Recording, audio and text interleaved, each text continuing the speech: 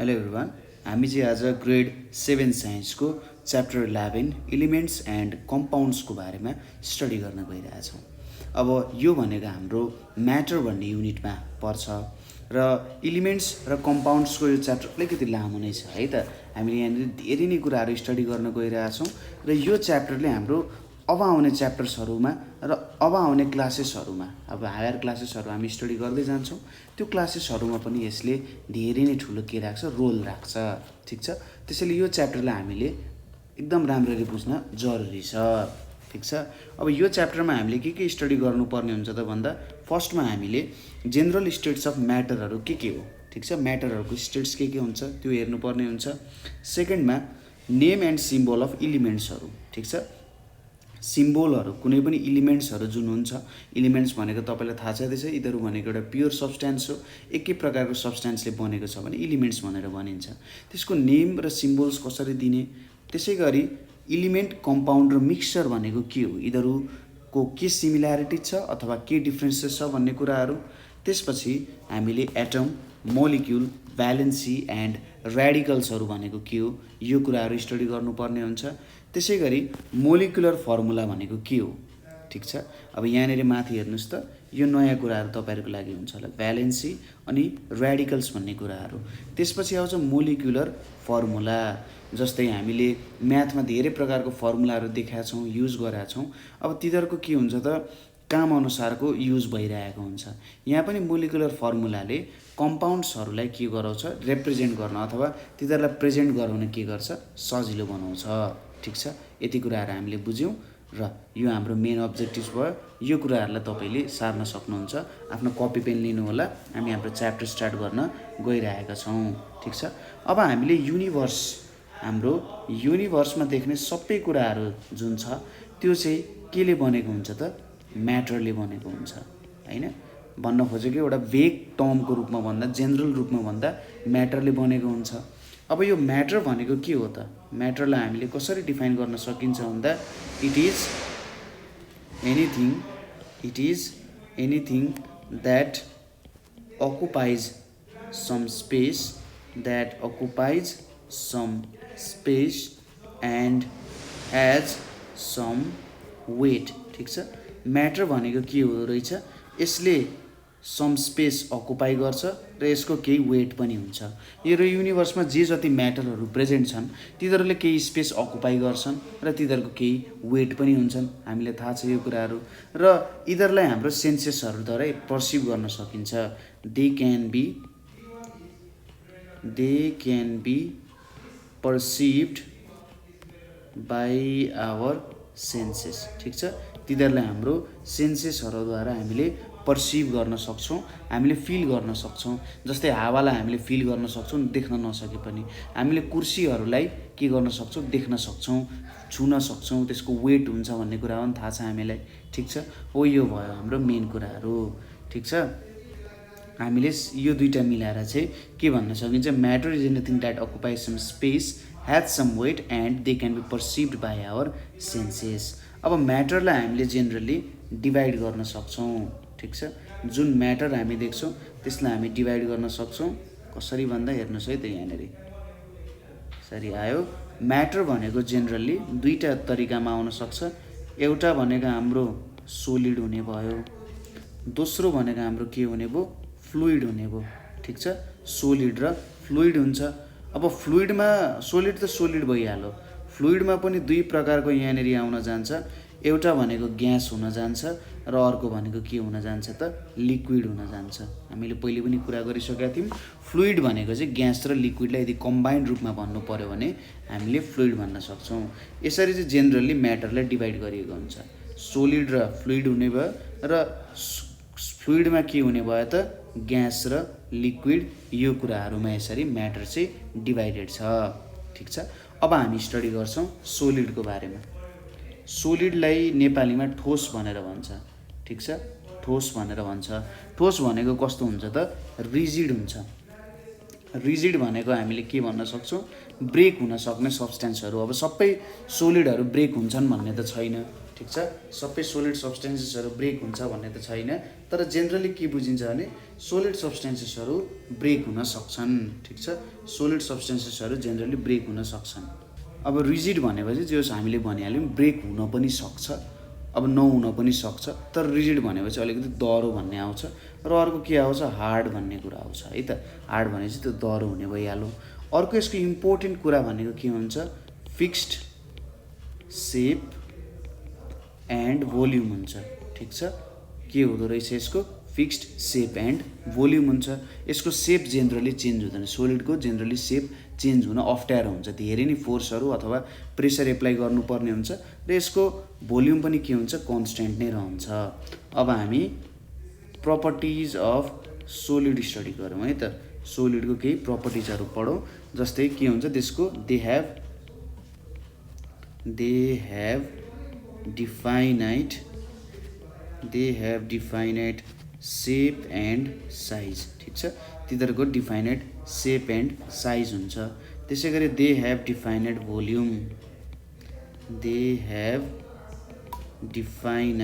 Volume, तिनीहरूको एउटा definite volume पनि हुन्छ। जेनरली यिनीहरूको भोल्युम चेन्ज हुँदैन। त्यसै गरी दे क्यानट बी कम्प्रेस्ड। यसले के भन्न खोजेको हो त भन्दा जेनरली कुनै पनि सोलिडलाई हामीले सजिलैसँग कम्प्रेस गर्न सक्दैनौँ। कम्प्रेस भनेको त्यसको भोल्युम घटाउन सक्दैनौँ। जस्तै तपाईँले एउटा फलाम लिनुभयो भने त्यो फलामलाई तपाईँले सजिलैसँग खाद्न सक्नु हुँदैन, धेरै नै अप्ठ्यारो पर्छ त्यो फलामलाई खाद्नको लागि। अथवा कुनै एउटा काठ हुनसक्छ, त्यो काठलाई तपाईँले भाँच्न सक्नुहुन्छ तर त्यसलाई खाद्नु पऱ्यो भने त धेरै अप्ठ्यारो हुन्छ नि। They cannot be compressed. त्यसै गरी दे डोन्ट फ्लो भन्ने हो। ठिक छ, किन फ्लो हुँदैन भन्दा यसलाई चाहिँ नेक्स्ट प्रपर्टीले बुझाउँछ। They have strong intermolecular force. They have strong molecular अथवा मोलिकुलर भन्दा पनि they have strong intermolecular force of attraction. ठिक छ, एकदम strong intermolecular force of attraction चाहिँ त्यसमा प्रेजेन्ट हुन्छ। अब मोलिकुल्सहरू के हुन्छ हेर्नुहोस् है त, त्यसै पनि सोलिडको मोलिकुल्सहरू एकअर्कामा एकदम नजिक हुन्छन्, एकअर्कासँग एकदम नजिक हुन्छन् र यिनीहरू बिचको फोर्स जुन हुन्छ यो फोर्स भनेको एकदमै स्ट्रङ हुन्छ। यो सबै मोलिकुल्सहरू बिचको फोर्सहरू एकदमै के हुन सक्छन् त स्ट्रङ हुन्छन्। अब यिनीहरू एकदमै स्ट्रङ भइसकेपछि के भयो त, सबै मोलिकुल्सहरू बिचको फोर्स एकदमै स्ट्रङ हुन्छन्, त्यही भएर यिनीहरूको चाहिँ फ्लो हुँदैन, यिनीहरूलाई फ्लो हुन दिँदैन। एउटा सोलिड एउटा डिफाइनाइट सेप भएर नै यो बस्न जान्छ। ठिक छ, यो भयो they have strong molecular force, त्यही भएर यो फ्लो हुँदैन। यो भयो हाम्रो सोलिडहरूको कुरा। त्यसपछि अब हामी हेरौँ लिक्विडलाई के भनिन्छ, तरल भनेर भनिन्छ। हामी फ्लुइडको बारेमा हेरिरहेछौँ है त। अब लिक्विडको के प्रपर्टी हुन्छ त भन्दा दे डोन्ट हेभ फिक्स्ड सेप। तिनीहरूको कुनै एउटा फिक्स्ड सेप हुँदैन। किन यिनीहरूको फिक्स्ड सेप हुँदैन भन्ने कुरा हामी हेर्छौँ है त। किन भन्दाखेरि intermolecular force of attraction is low.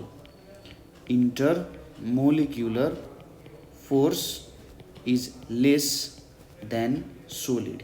ठिक छ, अब यसमा के हुन्छ होला, किन यस्तो भयो भन्दा सपोज मैले सोलिडलाई हिट गर्छु, सोलिडलाई हिट गरेपछि तिनीहरूको मोलिकुल्सहरू के हुन जान्छन्, टाढा हुन जान्छन्, यसरी टाढा हुन जान्छन्।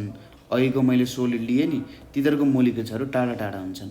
अब यिनीहरू बिच के हुन्छन्, इन्टरमोलिकुलर फोर्स त हुन्छ, यिनीहरू बिच इन्टरमोलिकुलर फोर्सहरू त हुन्छ, तर के भयो यिनीहरू टाढा छन् र टाढा भएको कारण के हुन्छ त, यो मोलिक्युलले आफ्नो पोजिसन जुन हुन्छ, यो मोलिक्युल जुन छ यसले आफ्नो पोजिसन चेन्ज गर्न सक्छ क्या सजिलै। यसरी बुझाउन सकियो, हेर्नुहोस् है त। सपोज यहाँनिर मसँग एउटा मोलिक्युल छ है, अब यिनीहरू बिच पनि के छ, फोर्स छ।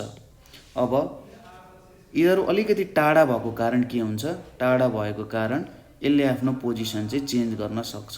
ठिक छ, यसले आफ्नो पोजिसन चाहिँ यहाँनिरसम्म चेन्ज गर्न सक्छ। अब यो मोलिक्युल यसरी घुमेर यो पोजिसनमा पनि पुग्न सक्छ क्या यसरी, अथवा यो मोलिक्युल चाहिँ यसरी घुमेर यहाँनिर पनि पुग्न सक्छ।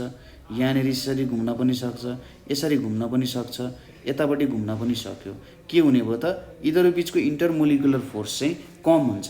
त्यसैले जेनरली के हुन्छ यिनीहरूको एउटा फिक्स्ड सेप हुँदैन, किनभने मोलिकुल्सहरू त जता पनि घुम्न सक्ने भयो नि त। यसरी जता पनि घुम्न सक्ने भएपछि यिनीहरूको स्ट्रङ इन्टरमोलिकुलर फोर्स भएन र यिनीहरूको फिक्स्ड सेप हुँदैन। तर भोल्युम चाहिँ हुन्छ।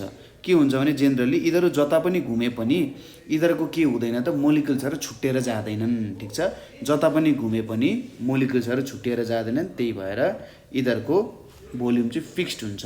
त्यसै गरी they cannot be compressed, generally they cannot be compressed, तर एकदम थोरै कम्प्रेसन चाहिँ हुन्छ है त। सोलिड जत्तिकै इन्कम्प्रेसिबल त हुँदैन, तर अलिकति थोरै रूपमा कम्प्रेस चाहिँ हुनसक्छ। ठिक छ, तर धेरै नै प्रेसर हामीले एप्लाई गर्नुपर्ने हुन्छ। त्यसै गरी अर्को प्रपर्टी भनेको they have definite volume.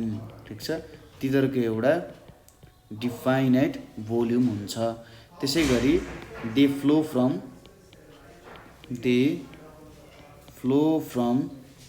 Higher level to lower level. ठिक छ, they flow from higher level to lower level होइन। त्यसैले के हुन सक्छन् भने तिनीहरूले आफ्नो लेभल पनि बनाउँछन् र जस्तो खालको भेजल छ त्यस्तै खालको सेपमा पनि यिनीहरू बसिरहेको हुन्छन् है त। जस्तो भेजल त्यस्तै खालको सेपमा यिनीहरू बस्न सक्छन्। नेक्स्ट छ हाम्रो ग्यास है त। ग्यास भनेपछि के भयो त, हामीले ठोस पढ्यौँ, तरल पढ्यौँ। ग्यास भनेपछि बाफ भन्छ होला है, मैले एक्ज्याक्टली नेपाली वर्ड बिर्सेँ। बाफ अथवा यसलाई बाफै भन्छ होला। ठिक छ, ल खासै फरक पर्दैन। ग्यासको के हुन्छ, they don't have definite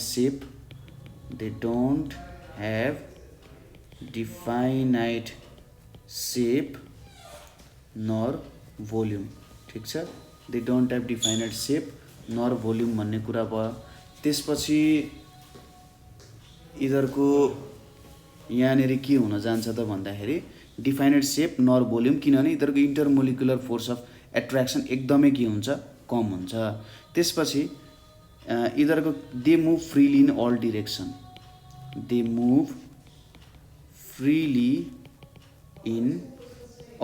direction. ठिक छ, जुनै पनि डिरेक्सनमा जतातिर पनि के हुनसक्छ, यो मुभ हुनसक्छ।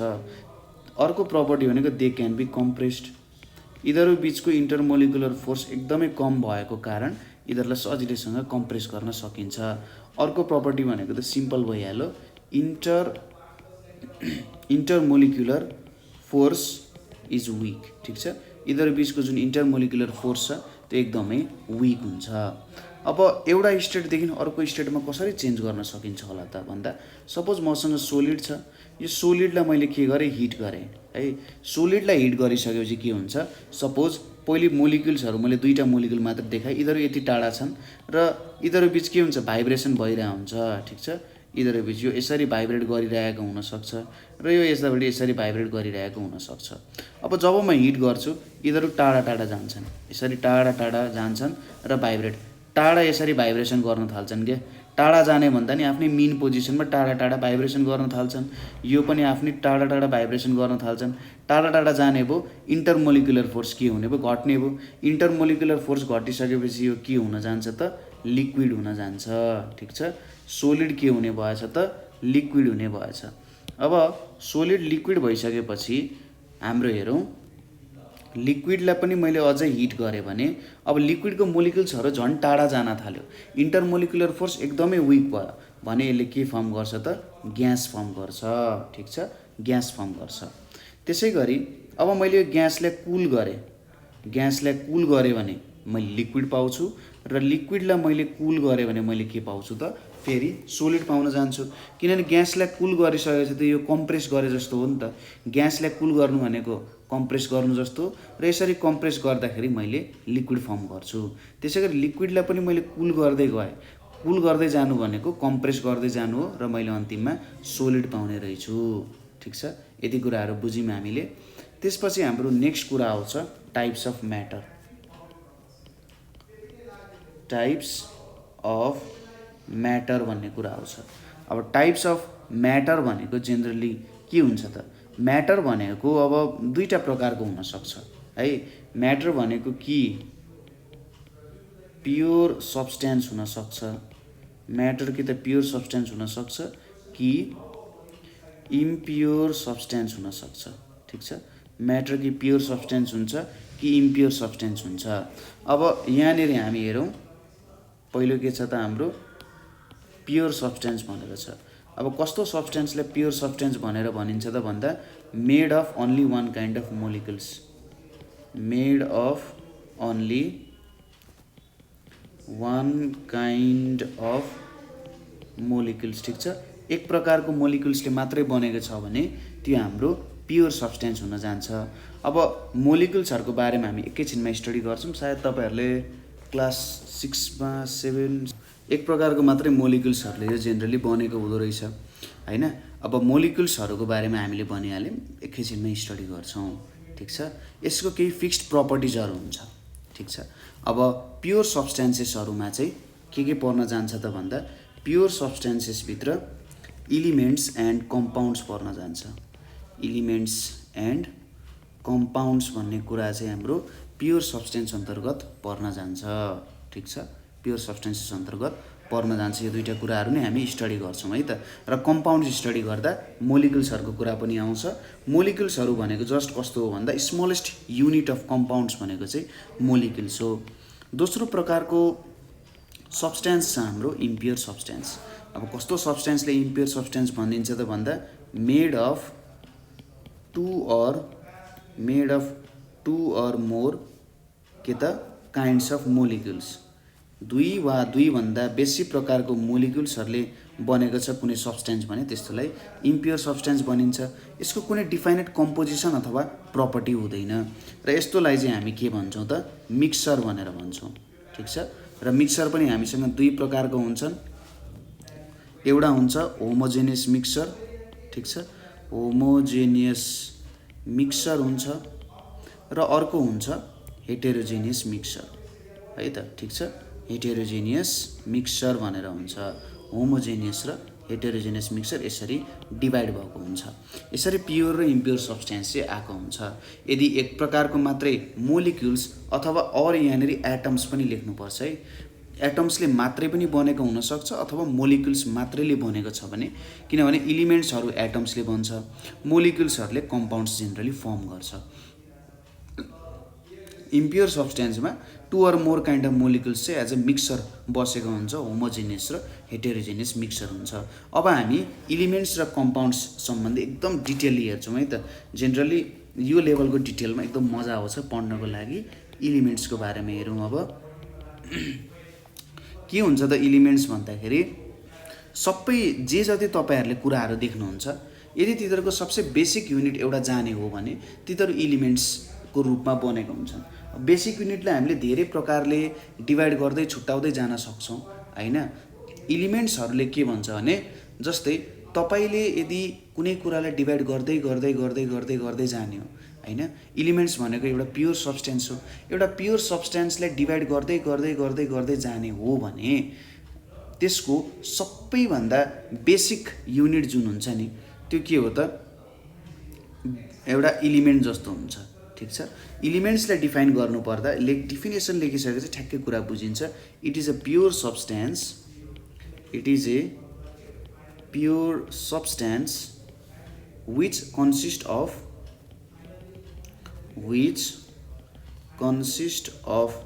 its own type of atoms। यस्तोलाई चाहिँ हामी के भन्छौँ त प्योर सब्सटेन्स इलिमेन्ट्स भनेर भन्छौँ। इलिमेन्ट्स अब बुझ्न अझै सजिलो हुन्छ। हेर्नुहोस् है त, यहाँनिर के लेख्यौँ त हामीले ओन टाइप अफ एटम्स। जस्तै मैले सुन छ यहाँनिर मसँग, सुनको एउटा ढिका छ है, यो सुन भयो। अब यसलाई मैले डिभाइड गर्दै गएँ, सुरुमा आधा यसरी आधा आधा डिभाइड गरेँ, यो आधा आधालाई पनि अझै सानो सानो बनाउँदै गएँ भने लास्टमा के देख्छु मैले एउटा सिङ्गल गोल्डको एटम देख्छु। यो गोल्डको एटम जुन हुन्छ यसले चाहिँ गोल्डको प्रपर्टीहरू देखाउँछ। ठिक छ, यो गोल्डको जुन एटम हुन्छ यो एटमले गोल्डको प्रपर्टी देखाउँछ। अब मैले यो एटमलाई पनि डिभाइड गरेँ भने के हुन्छ, यो एटमलाई पनि मैले ब्रेक गरिदिएँ भने त्यो एटम अथवा त्यो चाहिँ गोल्ड हुन छोड्छ। ठिक छ, त्यो के हुन छोड्छ, गोल्ड हुन छोड्छ। त्यसैले इलिमेन्ट्स भनेको चाहिँ एक प्रकारको मात्रै एटम्सहरूले बनेको, सिङ्गल एक प्रकारको मात्रै एटम्सहरूले बनेको छ भने त्यो हाम्रो इलिमेन्ट्स हुन जान्छ। ठिक छ। अब इलिमेन्ट्सहरूलाई कुनै प्रोसेसले चेन्ज पनि गर्न सकिन्छ। जस्तै हामीसँग दुईवटा प्रोसेस छ, न्युक्लियर फिजन र न्युक्लियर फ्युजन भन्ने। न्युक्लियर फिजन र अर्को छ न्युक्लियर फ्युजन भन्ने कुराहरू छ। हामीले जेनरली एटम्सहरूलाई कसरी डिफ्रेन्ट बनाउन सक्छौँ त भन्दा त्यहाँनिर बिचमा एउटा न्युक्लियस भन्ने कुरा हुन्छ। त्यो न्युक्लियस भन्ने कुरामा हामीले चेन्ज ल्यायौँ भने त्यो एउटा डिफ्रेन्ट प्रकारको एटम हुन जान्छ, त्यसले डिफ्रेन्ट प्रपर्टीहरू देखाउन सक्छ। त्यसरी कि त हामीले त्यो एटमलाई ब्रेक गर्नु पर्यो कि त्यसमा अरू केही कुराहरू थप्नु पर्यो। जब हामी त्यसरी थप्ने अथवा घटाउने काम गर्छौँ त्यति बेला त डिफ्रेन्ट टाइप अफ एटम्समा चाहिँ कन्भर्ट हुन जान्छ। ठिक छ। एडिसन अर रिमुभर प्रोटोन्स भन्ने कुरा भनिन्छ। हामी जब एटम्सको बारेमा स्टडी गर्छौँ, एटम्स हामी एकैछिनमा स्टडी गर्छौँ, त्यसमा पढ्दाखेरि यो सबै कुराहरू हामी मजाले हेर्छौँ है त। ठिक छ। एटम्सको बारेमा स्टडी गर्दाखेरि यसको बारेमा तपाईँहरूलाई एक्सप्लेन गर्छु है त। अब यसको इक्जाम्पल्सहरू के हुनसक्छ, जस्तै हाइड्रोजन भयो, अक्सिजन भयो होइन, एकै प्रकारको एटम्स मात्रै हुन्छ। त्यसै गरी गोल्ड भयो, त्यसै गरी सिल्भर भयो, त्यसै गरी एलुमिनियम भयो है। यो सबै कुराहरूमा एकै प्रकारको एटम्स मात्रै हुन्छन्। ठिक छ। यो कुराहरू भयो। अब अहिलेसम्म 118 प्रकारको इलिमेन्ट्सहरू डिस्कभर भइसकेको छ हाम्रो पृथ्वीमा। 118 प्रकारको इलिमेन्ट्सहरू, जसमा 92वटा चाहिँ नेचुरल हुन्, जुन चाहिँ हामीले सजिलैसँग पृथ्वीमै भेट्न सक्छौँ, वरिपरि देख्न सक्छौँ। र अरू 92 भने चाहिँ 8, 18, 26 होइन त। 26वटा चाहिँ के छ त आर्टिफिसियल। आर्टिफिसियल भनेपछि यिनीहरूलाई बनाइएको हो। ठिक छ। के भयो त यिनीहरूलाई चाहिँ बनाइएको हुन्छ। नेचुरल भने चाहिँ जस्तै हाम्रो हाइड्रोजन, अक्सिजन, गोल्ड, सिल्भरहरू सबै के हो त नेचुरल, नाइट्रोजनहरू सबै हो। आर्टिफिसियलमा आइन्स्टाइनियम होइन यस्तो इलिमेन्ट्सहरू पर्छ। आइन्स्टाइनियम, रुथरफोर्डियम हो यस्तो फ्रान्सियमहरू चाहिँ जेनरली के गरेको त ल्याबमा बनाइएको हो। ठिक छ। र इलिमेन्ट्सहरू चाहिँ जेनरली 3वटै स्टेटमा प्रेजेन्ट हुन्छन्। इलिमेन्ट्सहरू सोलिडमा पनि प्रेजेन्ट हुन्छन्, लिक्विडमा पनि प्रेजेन्ट हुन्छन् र ग्यासमा पनि प्रेजेन्ट हुन्छन्। यो 3वटै स्टेट्सहरूमा इलिमेन्ट्सहरू प्रेजेन्ट हुन्छन्। जस्तै सोलिडमा गोल्ड सोलिडमा प्रेजेन्ट हुन्छ, आइरन सोलिडमा प्रेजेन्ट हुन्छन्। लिक्विड भनेको हाम्रो मर्करी लिक्विडमा प्रेजेन्ट हुन्छन्। ठिक छ। त्यसै गरी ब्रोमिन पनि लिक्विडमै प्रेजेन्ट हुन्छ। अब ग्यासमा त हाइड्रोजन पनि भयो अनि अक्सिजन पनि भयो होइन। यिनीहरू कुराहरू चाहिँ के भयो त ग्यासमा प्रेजेन्ट हुने भयो। सोलिड, लिक्विड, ग्यास 3वटै स्टेटहरूमा के हुँदो रहेछ यिनीहरू प्रेजेन्ट हुँदो रहेछ। ठिक छ। कुरा बुझियो। अब हामी अर्को एउटा इम्पोर्टेन्ट टपिकको बारे स्टडी गर्दै गइरहेको छौँ। यो टपिक चाहिँ तपाईँले यदि केमिस्ट्रीमा साँच्चै इन्ट्रेस्ट छ र तपाईँ केमिस्ट्री पढ्नुहुन्छ, केमिस्ट्री पढ्न चाहनुहुन्छ, केमिस्ट्री बुझ्न चाहनुहुन्छ भने यो टपिक तपाईँहरूले एकदम राम्ररी बुझ्न जरुरी छ। किनभने यो टपिकले तपाईँको धेरै कुराहरूलाई सजिलो बनाउँछ। हुन त यहाँ धेरै कुराहरू रट्ने कुराहरू छन् है त, म त्यति चाहिँ भन्छु। यहाँ धेरै कुराहरू रट्ने कुराहरू नै हुन्, तर यसले तपाईँहरूलाई पछि धेरै फाइदा गर्छ है त। रट्ने कुराहरू हो। अब रट्न अल्छी लाग्छ थाहा छ, तर केमिस्ट्रीमा धेरै कुराहरू चाहिँ रट्नुपर्ने पनि हुन्छ। पछि त्यो आफै बुझाइ हुँदै नै जान्छ। ठिक छ। के हुन्छ भने जस्तै कहिलेकाहीँ तपाईँहरूले इलिमेन्ट्सहरूको नाम लेख्नु पर्यो होइन। तपाईँले हाइड्रोजन लेख्नु पर्यो, हाइड्रोजन कति लेख्ने हेर्नुहोस् त। अब हाइड्रोजन लेख्दाखेरि HYDROGEN हाइड्रोजन लेख्नु पर्यो। अक्सिजन लेख्दा OXYGEN अक्सिजन लेख्नु पर्यो। एल्युमिनियम लेख्दा ALUMINIUM लेख्नु पर्यो। यसरी अब 10वटा रियाक्सन छ अरे, 10वटा केमिकल रियाक्सन छ भने त मैले यसरी एल्युमिनियम 10चोटि लेख्दा त पेपर पनि खान्छ, मेरो टाइम पनि खान्छ।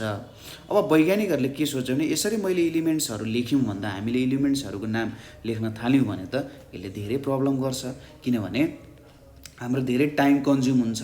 त्यसैले यसलाई सर्ट फर्ममा लेख्ने कोसिस गरौँ न। हाम्रो इलिमेन्ट्सहरू जे जति प्रेजेन्ट छन् त्यसलाई हामी सर्ट फर्ममा लेख्ने कोसिस गरौँ र त्यो सर्ट फर्म अनुसार हामी बुझ्ने कोसिस गरौँ। हो, इलिमेन्ट्सहरूलाई चाहिँ सर्ट फर्ममा लेख्नु। जस्तै हाम्रो सरहरूको नाम हुन्छ नि, जस्तै राम थापा छ भने आरटी सर भनेर चिन्छौँ। आरटी सर भन्यो भने आरटी सर फर्किनुहुन्छ नि होइन। हो, त्यसरी नै इलिमेन्ट्सहरूको पनि सर्ट फर्ममा चाहिँ नाम लेख्न हामीले स्टार्ट गऱ्यौँ, चिन्ने तरिका जस्तो। ठिक छ। चिन्ने तरिका जस्तो। अब जस्तै मैले अब कोही मान्छेलाई ओए मोटो मान्छे जसको खुट्टाको 4वटा मात्रै औँला छ अनि थोरै जुङ्गा पनि पलाएको छ, कपाल पनि लामो छ भनेर भन्नु पर्यो भने त्यो धेरै हुन्छ। तर मैले ओए राम भनेर बोलाएँ नि त राम पछाडि फर्किन्छ नि, होइन? हो त्यसै गरी सिम्बोल्सहरूले पनि इलिमेन्ट्सहरूलाई सजिलैसँग चिनाउन मद्दत गर्ने भए। सिम्बोल्सहरू के रहेछ त? They are defined as abbreviation of full name of the element. ठिक छ, यिनीहरू चाहिँ के हो त? Abbreviation of full name of the element. Abbreviation भनेको कस्तो हो त? सर्ट फर्म जस्तो भयो। र अर्को कुरा, they are expressed by English letters. They are expressed by के हो त? English letters. यिनीहरूलाई चाहिँ इङ्ग्लिस लेटर्सहरूद्वारा एक्सप्रेस गर्ने काम गरिन्छ।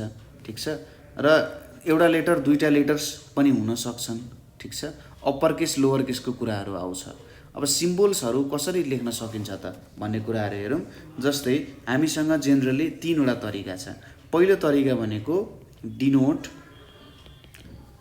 The elements by their first letter. कुनै इलिमेन्ट्सहरूलाई हामी फर्स्ट लेटरमा डिनोट गर्छौँ र फर्स्ट लेटर चाहिँ अप्पर केसमा हुन्छ। अप्पर केस भनेको क्यापिटल लेटर भन्न खोजे है त, धेरै ठुलो के होइन, क्यापिटल लेटर। जस्तै के हुन्छ? हामीले हाइड्रोजनलाई के लेख्न सक्छौँ? एउटा मात्रै लेटर एचले डिनोट गर्न सक्छौँ। त्यसै गरी अक्सिजन भयो, अक्सिजनलाई ओले डिनोट गर्न सक्छौँ। त्यसै गरी कार्बन भयो, कार्बनलाई सीले डिनोट गर्न सक्छौँ। त्यसै गरी नाइट्रोजन भयो, नाइट्रोजनलाई हामीले एनले डिनोट गर्न सक्छौँ। त्यसै गरी फ्लोरिन भयो, फ्लोरिनलाई हामीले एफले डिनोट गर्न सक्छौँ। त्यसपछि सल्फर भयो, सल्फरलाई हामीले एसले डिनोट गर्न सक्छौँ। त्यसपछि बोरोनलाई बीले। त्यसपछि फोस्फोरसलाई हामीले पीले डिनोट गर्न सक्छौँ। आयोडिन हुन्छ जुन हाम्रो नुनमा प्रयोग भइरहेको हुन्छ, आयोडिन। अर्को युरेनियम छ, युरेनियम भनेको एटम बम बनाउने यु भयो, होइन? हो यो कुराहरू। नाइट्रोजन, कार्बन भनेको सबै लिभिङ बिङमा हुन्छ। नाइट्रोजन भनेको हाम्रो सबै प्लान्ट्सहरूले चाहिँ के गर्नको लागि, ग्रो हुनको लागि नाइट्रोजन युज गर्छ। फ्लोरिन भनेको जो एक प्रकारको ग्यासै टाइपको भयो। बोरोन पनि ग्यासै भयो। फोस्फोरस भनेको हाम्रो हड्डीहरूतिर प्रेजेन्ट हुन्छन्। यसरी फर्स्ट लेटरले पनि डिनोट गर्न सकिन्छ। दोस्रो तरिका भनेको कस्तो छ त भन्दा, इफ नेम, अब सपोज सबैलाई त फर्स्ट लेटरले डिनोट गर्न सकिँदैन नि त। जस्तै हाइड्रोजनको फर्स्टमा यच छ। अब हिलियम भन्ने इलिमेन्ट छ, उसको फर्स्टमा पनि के छ? यचै छ। अब दुइटाले यच लेख्यो भने त प्रब्लम हुने पनि। त्यसैले if name of 2 or more elements, if name of 2 or more elements begins with same letters, ठीक छ? If name of 2 or more elements begins with same letter, the second letter of their के त name is also taken। ठीक छ, यिनीहरूको चाहिँ second letter पनि लिइँदो रहेछ। के भनियो त यहाँनिर? यदि कुनै दुईवटा अथवा दुईवटाभन्दा ज्यादा इलिमेन्ट्सहरूको सेम लेटरले सुरु हुन्छ भने हामीले चाहिँ सेकेन्ड लेटर पनि त्यहाँनिर इन्क्लुड गर्छौँ, सेकेन्ड लेटर पनि हामीले त्यहाँनिर लिन्छौँ। ठिक छ, यो कुराहरू भयो। जस्तै यसको इक्जाम्पलमा हिलियम भयो, हिलियम भनेको के हो त? HE भयो। त्यसै गरी लिथियम भनेको LI भयो। त्यसै गरी बेरिलियम भनेको के भयो त? BE हुन गयो। त्यसै गरी नियोन भनेको E लेखिन्छ किनभने नाइट्रोजन पनि छ। नियोन भनेको लाइट बनाउन। एल्युमिनियम भनेको हाम्रो एकदमै कस्तो धातु हो त? लाइट धातु हो, स्ट्रङ धातु हो। त्यसै गरी सिलिकनहरू जेनरली सेमिकन्डक्टर बनाउन युज हुन्छ, SI। आर्गन भनेको एउटा ग्यास हो जुन चाहिँ जेनरली केहीसँग रियाक्सन गर्दैन। क्याल्सियम भनेको हाम्रो हड्डी दाँतहरूलाई दह्रो बनाउन क्याल्सियम भयो। कोबाल्ट भनेको एक प्रकारको मेटल भयो जुन चाहिँ हिटरहरू बनाउन युज हुन्छ। निक्कल पनि एक प्रकारको मेटल हो जुन चाहिँ यो आइरन रडहरू, तताउने रडहरू बनाउन चाहिँ जेनरली युज भइरहेको हुन्छ। ठिक छ, यिनीहरू जेनरली तताउनको लागि युज भइरहेको हुन्छ। ठिक छ। नेक्स्ट के छ भने सिम्बोल्स अब जहिले पनि यसले काम गर्छ भन्ने छैन हैन। त्यसैले कहिलेकाहीँ चाहिँ symbols are made by using the letters of name of elements in other language. अरू ल्याङ्ग्वेजहरूमा पनि हामीले सिम्बोल्सको नेमहरू लेख्न सक्छौँ। जस्तै पहिलो भनेको हाम्रो के छ सोडियम भनेको चाहिँ हाम्रो साल्टहरूमा आउँछ। सोडियमलाई नाट्रियम भनेर पनि भनिन्छ, Na भनेर लेखिन्छ। दोस्रोमा के छ हाम्रो आइरन भनेको हाम्रो के भयो त फलाम भयो। आइरनलाई फेरम भनेर भनिन्छ र यसलाई लेख्दा Fe भनेर लेखिन्छ। तेस्रोमा हाम्रो कप्पर भनेको त हाम्रो धातु जुन भाँडाकुँडाहरूमा जेनरली युज भइरहेको हुन्छ। यसलाई चाहिँ क्युप्रम भनेर पनि भन्छ, Cu ले डिनोट गरिन्छ। चौथोमा हाम्रो सिल्भर छ। सिल्भरहरू जेनरली ओर्नामेन्ट्सहरू बनाउन युज हुन्छ र यसलाई भन्दा ARGENTUM अर्जेन्टम भनेर पनि भनिन्छ, AG। फिफ्थमा हाम्रो के छ गोल्ड पनि ओर्नामेन्ट्सहरू बनाउन युज हुन्छ, AURUM अरम भयो, AU भयो। ठिक छ। अर्को के छ हाम्रो टिन छ। टिन भनेको जेनरली यो छानाहरू बनाउन हामीले युज गरिरहेको हुन्छौँ, स्ट्यानम भनेर भयो, SN हुने भयो। अर्को के छ हाम्रो टिन भयो मर्करीहरू जेनरली हामीले थर्मोमिटरमा युज गर्छौँ हैन। यसलाई के भनिन्छ हाइड्राजाइरम भनेर भन्छ, हाइड्राजाइरम हैन। यसलाई चाहिँ HG भनेर भनिन्छ, हाइड्राजाइरम। नेक्स्टमा के छ हाम्रो लिड भनेको जेनरली पेन्सिल्सहरूमा पनि युज गरिन्छ। यसलाई हामी प्लम्बम भनेर भन्छ। लिड एकदम पोइजनस हुन्छ है, PB। सायद लिड हो कि ग्राफाइट चाहिँ ग्राफाइट होला पेन्सिलमा युज हुने। लिडहरू अरू कुरामा युज हुन्छ। यो हाम्रो रेडियो एक्टिभ मेटेरियलहरू हुन्छ, तिनीहरूलाई ब्लक गर्नको लागि लिड युज भइरहेको हुन्छ। अर्को छ पोटासियमहरू भनेको पानी सफा गर्न पनि युज भइरहेको हुन्छ, केलियम भयो, यहाँनिर के लेख्न सकिन्छ। अर्को के छ हाम्रो टङ्स्टेन भनेको जुन हाम्रो इलेक्ट्रिक बल्ब हुन्छ, त्यो बल्ब बनाउनको लागि चाहिँ टङ्स्टेन भन्ने इलिमेन्ट युज हुन्छ। यसको नाम चाहिँ WLF वुल्फ्राम हो। वुल्फ्राम भनेको चाहिँ एकजना जर्मन वैज्ञानिकको नाम हो, वुल्फ्राम भन्ने। र यसलाई चाहिँ W सिम्बोलले डिनोट गरिन्छ। हो यसरी हामीले हेऱ्यौँ है त, हामीले यिनीहरूको काम पनि हेऱ्यौँ र यिनीहरूको नाम पनि हेऱ्यौँ है। यस्तो कुराहरू हुन्छ यहाँनिर। ठिक छ, कुरा बुझियो ल, यो कुराहरू भयो। अब हामी स्टडी गर्छौँ अर्को इम्पोर्टेन्ट टपिक, त्यो भनेको क्लासिफिकेसन अफ इलिमेन्ट्स भन्ने कुरा छ। Classification of element. अब धेरैवटा इलिमेन्ट्सहरू डिस्कभर भइसक्यो है। धेरैवटा इलिमेन्ट्सहरू डिस्कभर गर्दाखेरि हामीले के भन्यौँ 118वटा इलिमेन्ट्सहरू छ, 118वटा इलिमेन्ट्सहरू। अब यति धेरै इलिमेन्ट्सहरू डिस्कभर गर्दा हामीले के थाहा पायौँ भने जेनरली कि यिनीहरूलाई अब प्रत्येकको प्रपर्टीहरू स्टडी गर्दै जानको लागि धेरै अप्ठ्यारो भयो। ठिक छ। यिनीहरूलाई प्रत्येक अब 118को एक प्रपर्टी स्टडी गर्दै जानको लागि त एकदमै अप्ठ्यारो हुन्छ। अब वैज्ञानिकहरूले एउटा के ट्रिक निकाल्न खोज्यो भने यिनीहरू जुन इलिमेन्ट्सहरू छन्, के यो इलिमेन्ट्सहरूको केही स्पेसिफिक प्रपर्टीहरू हुन्छ होला जुन एकअर्कासँग मिल्न जान्छ त हैन। स्पेसिफिक प्रपर्टीहरू केही होला जुन एकअर्काको यस्तो हुन्छ कि त्यो मिल्न जान्छ है। वैज्ञानिकहरूले त्यो सम्बन्धी सर्च गर्न थाले र त्यो सम्बन्धी सर्च गर्दै जाँदाखेरि तिनीहरूले के भेटे त भन्दाखेरि हो यिनीहरूको केही प्रपर्टिजहरू चाहिँ सिमिलर हुन सक्दो रहेछ र त्यो प्रपर्टीहरूलाई तिनीहरूले के गरे भन्दा मिलाएर राखे एउटा टेबलमा हैन। र त्यसलाई क्लासिफिकेसन भनिन्छ। क्लासिफिकेसन गर्दाखेरि हामी के गर्छौँ भने एउटा सिमिलर प्रपर्टिज, अब प्रपर्टिजहरूको हामी एउटा राख्छौँ हैन। यस्तो यस्तो प्रपर्टिज भयो भने र त्यस्तो प्रपर्टिजहरू सेटिस्फाई भयो भने हामी के भन्छौँ ल यसलाई चाहिँ यो ठाउँमा राख्थ्यौँ है त। जस्तै कुनै कुराको डिफाइनेड सेप र डिफाइनेड भोल्युम छ भने त्यसलाई हामी सोलिडमा राख्छौँ।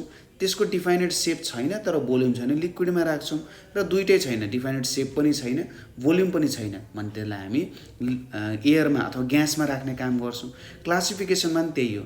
एउटा एकै खालको प्रपर्टी देखायो भने एउटा ग्रुपमा राखिदिने, अर्को खालको प्रपर्टी देखाएन अर्कोतिर राखिदिने। हो यसरी हामीले के गर्थ्यौँ त काम गर्थ्यौँ। ठिक छ। अब त्यसपछि यो काम चाहिँ केमिस्टले गरे हो।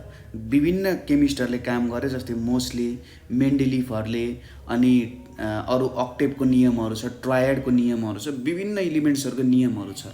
सायद हामीले 8 क्लासदेखि हो कि 9 क्लासदेखि यसको अझै डिटेल स्टडी गर्छौँ है त। अहिलेको लागि हामीले के बुझौँ भने केमिस्टहरूले के गरे त, इलिमेन्ट्सको सिमिलर प्रपर्टिज अनुसार उनीहरूलाई डिफ्रेन्ट ग्रुप्समा राखे। ठिक छ। इलिमेन्ट्सको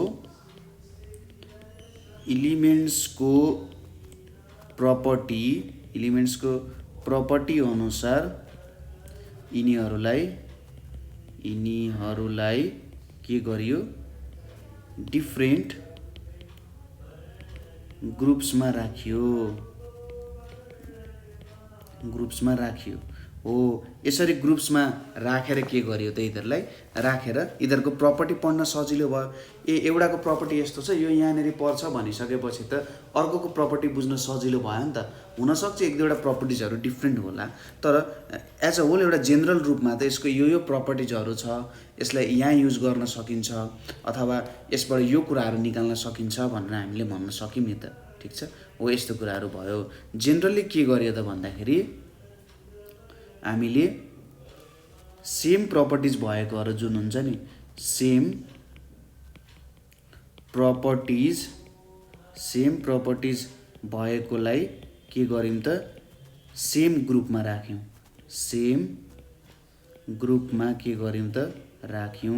ठिक छ। सेम प्रपर्टिज भएकोलाई हामीले सेम ग्रुपमा राख्यौँ। ग्रुप भनेको जे होस् एउटा रो जस्तो हुन्छ। ठिक छ। अरू यसलाई नै हामी अब क्लासिफिकेसन भनेर भन्छौँ, अथवा पिरियडिक टेबल भनेर भनिन्छ। पिरियडिक टेबलले चाहिँ के गर्छ, एउटा राम्रोसँगको क्लासिफिकेसन अफ इलिमेन्ट्स गर्छ। इलिमेन्ट्सलाई उनीहरूको प्रपर्टिज अनुसार, उनीहरूको नेचर अनुसार एउटा टेबलमा राखिन्छ, जुन टेबल पढेर हामीले इलिमेन्ट्सको जेनरल प्रपर्टिजहरू सजिलैसँग हेर्न बुझ्न सक्छौँ। ठिक छ। अब यो सबै के हो त, क्लासिफिकेसन अफ इलिमेन्ट्सको मेन मोटो भनेको एउटा पिरियडिक टेबल बनाउने हो। पिरियडिक टेबलको डिफिनेसन के हुन जान्छ भने अ सिस्टमेटिक अरेन्जमेन्ट। ठिक छ। A systematic arrangement of elements into different groups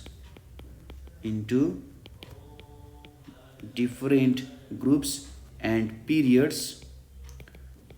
periods on the basis of their similar properties.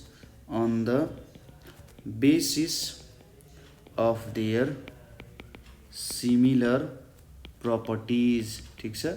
हो, a systematic arrangement of elements into different groups and periods on the basis of their similar properties is known as periodic table. ठिक छ। यसलाई हामीले के भन्छौँ त, periodic table भनेर भन्छौँ। अब यहाँनिर केही 20 इलिमेन्ट्सहरूको कुरा हामी लेख्न गइरहेछौँ। ठिक छ। यो 20 इलिमेन्ट्सहरू छ, यो 20 इलिमेन्ट्सहरू जे होस् बुझ्न सक्नुहुन्छ। अब ग्रुपमा भयो भने सेम हुन्छ है त। हामीसँग जम्मा 7, 8, 9वटा ग्रुप हुन्छ।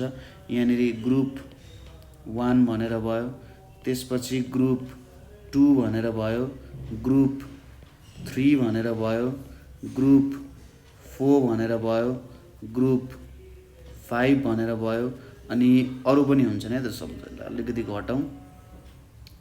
ग्रुप 5 भनेर भयो, त्यसपछि आउँछ ग्रुप 6, त्यसपछि ग्रुप 7, त्यसपछि अर्को पनि छ अझै हाम्रो ग्रुप, यहाँनिर त नअट्नेमा भयो कि अब ग्रुप 7 भयो। त्यसपछि फाइनली के आउँछ, ग्रुप 0 आउँछ, र अब हेर्नुहोस् है त, यहाँनिर पिरियडको कुरा।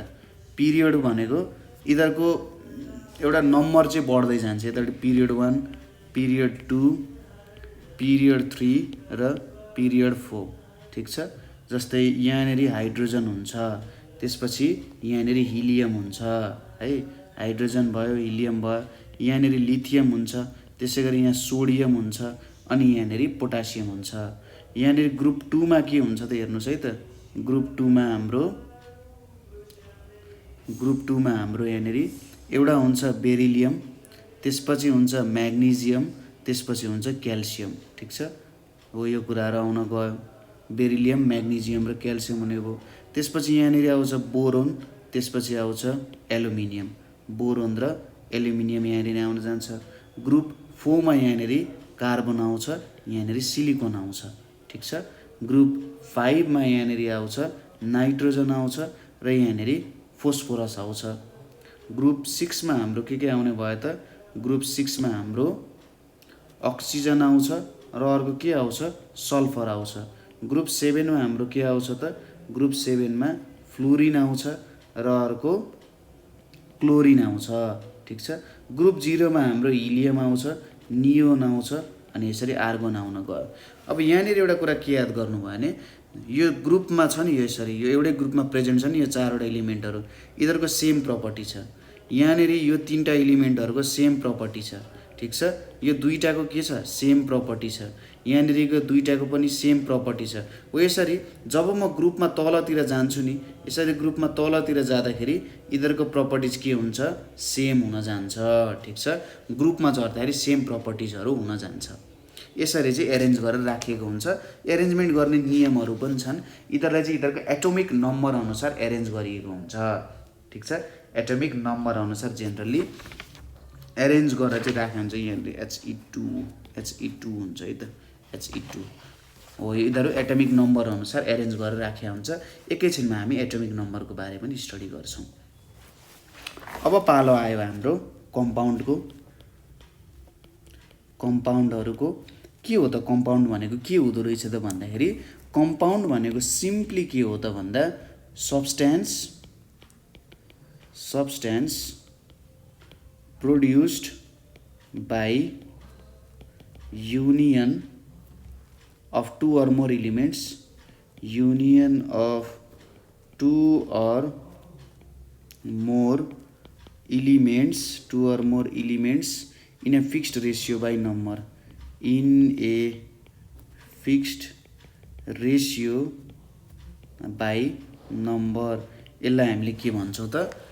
कम्पाउन्ड भनेर भन्छौँ। Substance produced by union of two or more elements in a fixed ratio by number, यसलाई हामीले कम्पाउन्ड भनेर भन्छौँ। जस्तै हामी वाटर लिउँ है त, वाटर लिउँ। वाटर 2टा एलिमेन्टले बनेको हुन्छ, हाइड्रोजन र अक्सिजन भन्ने एलिमेन्टले बनेको हुन्छ। अब हाइड्रोजनको सिम्बल हामीलाई थाहा छ के हो? हाइड्रोजनको सिम्बल H हो, अक्सिजनको O। वाटर बन्दाखेरि जहिले पनि 2 पार्ट हाइड्रोजन हुन्छ र 1 पार्ट अक्सिजन हुन्छ, ठिक छ। 2 पार्ट हाइड्रोजन र 1 पार्ट अक्सिजन हुन्छ र वाटर बन्नको लागि यही हुनुपर्छ जहिले। अब यहाँभन्दा अलिकति पनि चेन्ज भयो, थोरै मात्रामा चेन्ज भयो भने यो वाटर बन्दैन। त्यसै गरी अर्को छ हाम्रो कार्बन डाइअक्साइड। कार्बन डाइअक्साइडमा के एलिमेन्ट्सहरू हुन्छ त भन्दा कार्बन र अक्सिजन हुन्छ। कार्बनको सिम्बल के हो? C हो र अक्सिजनको सिम्बल O हो। कार्बन डाइअक्साइड भनेको CO2 लेखिन्छ। यसमा के देखिन्छ त भन्दा 2 पार्ट अक्सिजन हुन्छ, 1 पार्ट कार्बन हुन्छ। अब यो थोरै मात्रामा पनि चेन्ज भयो। सपोज अक्सिजन चाहिँ 1 पार्ट मात्रै आयो र कार्बन पनि 1 पार्ट छ भने यो कार्बन मोनोअक्साइड हुन जान्छ, डाइअक्साइड हुँदैन। डाइ भनेको 2, कार्बन डाइअक्साइड हुँदैन, कार्बन मोनोअक्साइड हुन्छ। त्यही भएर जब एलिमेन्ट्सहरू चाहिँ एउटा फिक्स्ड रेसियो बाई नम्बरमा कम्बाइन हुन्छन् त्यति बेला यसले कम्पाउन्ड फर्म गर्छ, ठिक छ। यसले कम्पाउन्ड चाहिँ फर्म गर्छ। र हाइड्रोजनको एउटा प्रपर्टी हुन्छ, अक्सिजनको एउटा छुट्टै प्रपर्टी हुन्छ। जब यो जोडिएर वाटर बन्छ यो 2टा भन्दा यो वाटरको छुट्टै प्रपर्टी हुन्छ जहिले पनि। जस्तै यहाँ पनि हेर्नुहोस्, कार्बनको छुट्टै प्रपर्टी हुन्छ, अक्सिजनको छुट्टै प्रपर्टी हुन्छ। जब यो 2टा जोडेर कार्बन डाइअक्साइड हुन्छ यो कार्बन र अक्सिजनको भन्दा यसको छुट्टै प्रपर्टी नै हुन जान्छ, ठिक छ। कार्बन र अक्सिजनको भन्दा यिनीहरूको के हुन्छ? छुट्टै प्रपर्टी नै हुन जान्छ, ठिक छ। कुरा बुझ्यो? हो, यस्तो कुरा भयो। र अब यहाँनिर के भयो? Smallest part of compound, smallest part of compound हुन्छ, त्यसलाई हामी के भन्छौँ त? मोलिक्युल भनेर भन्छौँ। जस्तै मैले पानी हुन्छ, सपोज यो एउटा ग्लासमा मैले पानी लिएको छु। अब यो पानीलाई मैले यति डिभाइड गरेँ कि एउटा यस्तो पोइन्टमा ल्याएर छोडेँ कि अब मैले त्यसलाई डिभाइड गरेँ भने त्यो चाहिँ हाइड्रोजन र अक्सिजन हुन्छ, ठिक छ हो स्मलेस्ट पार्ट अफ कम्पाउन्ड कम्पाउन्डको यस्तो सानो पार्ट जसले चाहिँ वाटरको प्रपर्टी देखाउँछ त्यसलाई हामी मोलिक्युल भनेर भन्छौँ। जस्तै इलिमेन्टको सबसे स्मलेस्ट पार्ट भनेको एटम हुन्थ्यो, एटमलाई डिभाइड गरिसकेपछि त्यो इलिमेन्ट छुट्टै बन्न जान्थ्यो नि। अब यहाँ पनि के हुन्छ, मैले त H2O भन्ने एउटा मात्रै लिए भने हैन, एउटा मात्रै लिए भने यसलाई मोलिक्युल भनिन्छ। अब यसलाई मैले डिभाइड गर्न थालेँ भने यो चाहिँ हाइड्रोजन र अक्सिजनमा चेन्ज हुन्छ र इन्टायरली डिफ्रेन्ट हो यो कुरा वाटरभन्दा। ठिक छ, त्यसैले यहाँबाट के बुझ्न जरुरी छ भने स्मलेस्ट पार्ट अफ कम्पाउन्ड भनेको के हो त मोलिक्युल हुन जान्छ। ठिक छ, यति कुरा बुझियो। ल अब हामी स्टडी गरौँ एटम्सहरूको बारेमा। एटम्सहरूलाई के भनिन्छ, अणु भनेर भनिन्छ। ठिक छ, अणु अनि परम अणु भनेर पनि हुन्छ नि। एटम्स अणु, परमाणु भनेको अझै यसभन्दा सानो जस्तो भयो। ठिक छ, कुरा बुझियो। अब एटम्सहरू भनेको चाहिँ यसलाई डिफाइन गर्दाखेरि है त, यसलाई डिफाइन गर्दाखेरि के भनिन्छ भन्दा smallest part of an element भनिन्छ। हामीले अघि पनि भनिरहेका थियौँ, यो के भयो त, यदि हामीले यसलाई पनि डिभाइड गर्न गयौँ भने, यसलाई पनि हामीले डिभाइड गर्न गयौँ भने त्यो छुट्टै अरू नै केही बन्न जान्छ, छुट्टै प्रकारको इलिमेन्ट बन्न जान्छ, त्यसले छुट्टै प्रपर्टीहरू देखाउन सक्छ। त्यसैले स्मलेस्ट पार्ट अफ इलिमेन्ट हुने भयो। त्यसै गरी यो चाहिँ के हो त, smallest part of an element, smallest part of an element which takes part in a chemical reaction. ठिक छ, smallest part of an element which takes part in a chemical reaction, यो नै हाम्रो के हुन जान्छ त एटम हुन जान्छ। स्मलेस्ट पार्ट हो यो जुन चाहिँ केमिकल रियाक्सनमा टेक पार्ट गर्छ। केमिकल रियाक्सन भन्ने कुरा त बुझ्नुहुन्छ तपाईँहरूले। केमिकल रियाक्सन भनेको के हो भने कुनै पनि दुईटा इलिमेन्ट अथवा एटमहरू जोइन भएर एउटा नयाँ प्रकारको सब्सटेन्स फर्म गर्यो भने, दुई अथवा दुईभन्दा ज्यादा एटम्सहरू अथवा मोलिक्युल्सहरू पनि हुनसक्छ। एटम्स मोलिक्युल्सहरू जोइन भएर नयाँ प्रकारको सब्सटेन्स फर्म गर्यो भने त्यो एउटा केमिकल रियाक्सन हुन जान्छ। ठिक छ, अर्को पोइन्ट भनेको के हो त, दोस्रो पोइन्ट भनेको दे मे और मे नट एक्जिस्ट के त इन्डिपेन्डेन्टली, दे मे और मे नट एक्जिस्ट इन्डिपेन्डेन्टली। ठिक छ, तिनीहरू इन्डिपेन्डेन्टली एक्जिस्ट नहुन पनि सक्छन्, हुन पनि सक्छन्। जस्तै हाइड्रोजन एक्लै कहिले पनि बस्न सक्दैन, हाइड्रोजन एटम कहिले पनि एक्लै बस्न सक्दैन, उसले चाहिँ अर्को हाइड्रोजनसँग जोडिनै पर्छ। अक्सिजन एटम कहिले पनि एक्लै बस्न सक्दैन, ऊ अर्को अक्सिजनसँग अथवा कुनै इलिमेन्टसँग जोडिनुपर्छ। त्यसै गरी नाइट्रोजन एक्लै बस्न सक्दैन, ऊ पनि नाइट्रोजन अथवा अरू कुनै इलिमेन्ट्सहरूसँग जोडिनुपर्छ। तर हिलियम एक्लै बस्न सक्छ। त्यसै गरी आर्गन एक्लै बस्न सक्छ, नियोन पनि एक्लै बस्न सक्छ, जेनोन पनि एक्लै बस्न सक्छ। यिनीहरू एक्लै बस्न सक्छन्, तर माथिको एटम्सहरू एक्लै बस्न सक्दैनन्, यिनीहरू चाहिँ जोडीमै बस्नुपर्ने हुन्छ।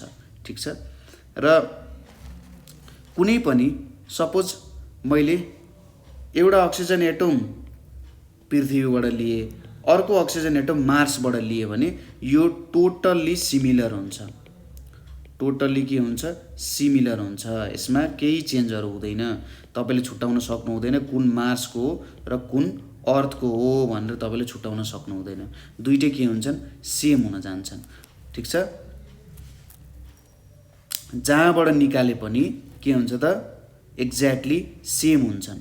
ठिक छ, तर मैले एउटा अक्सिजन अथवा एउटा मोलिक्युलबाट हाइड्रोजन निकाले, अर्को मोलिक्युलबाट अक्सिजन निकाले, त्यहीँनिर नजिकै भएको, यिनीहरूमा केही पनि सिमिल्यारिटी हुँदैन।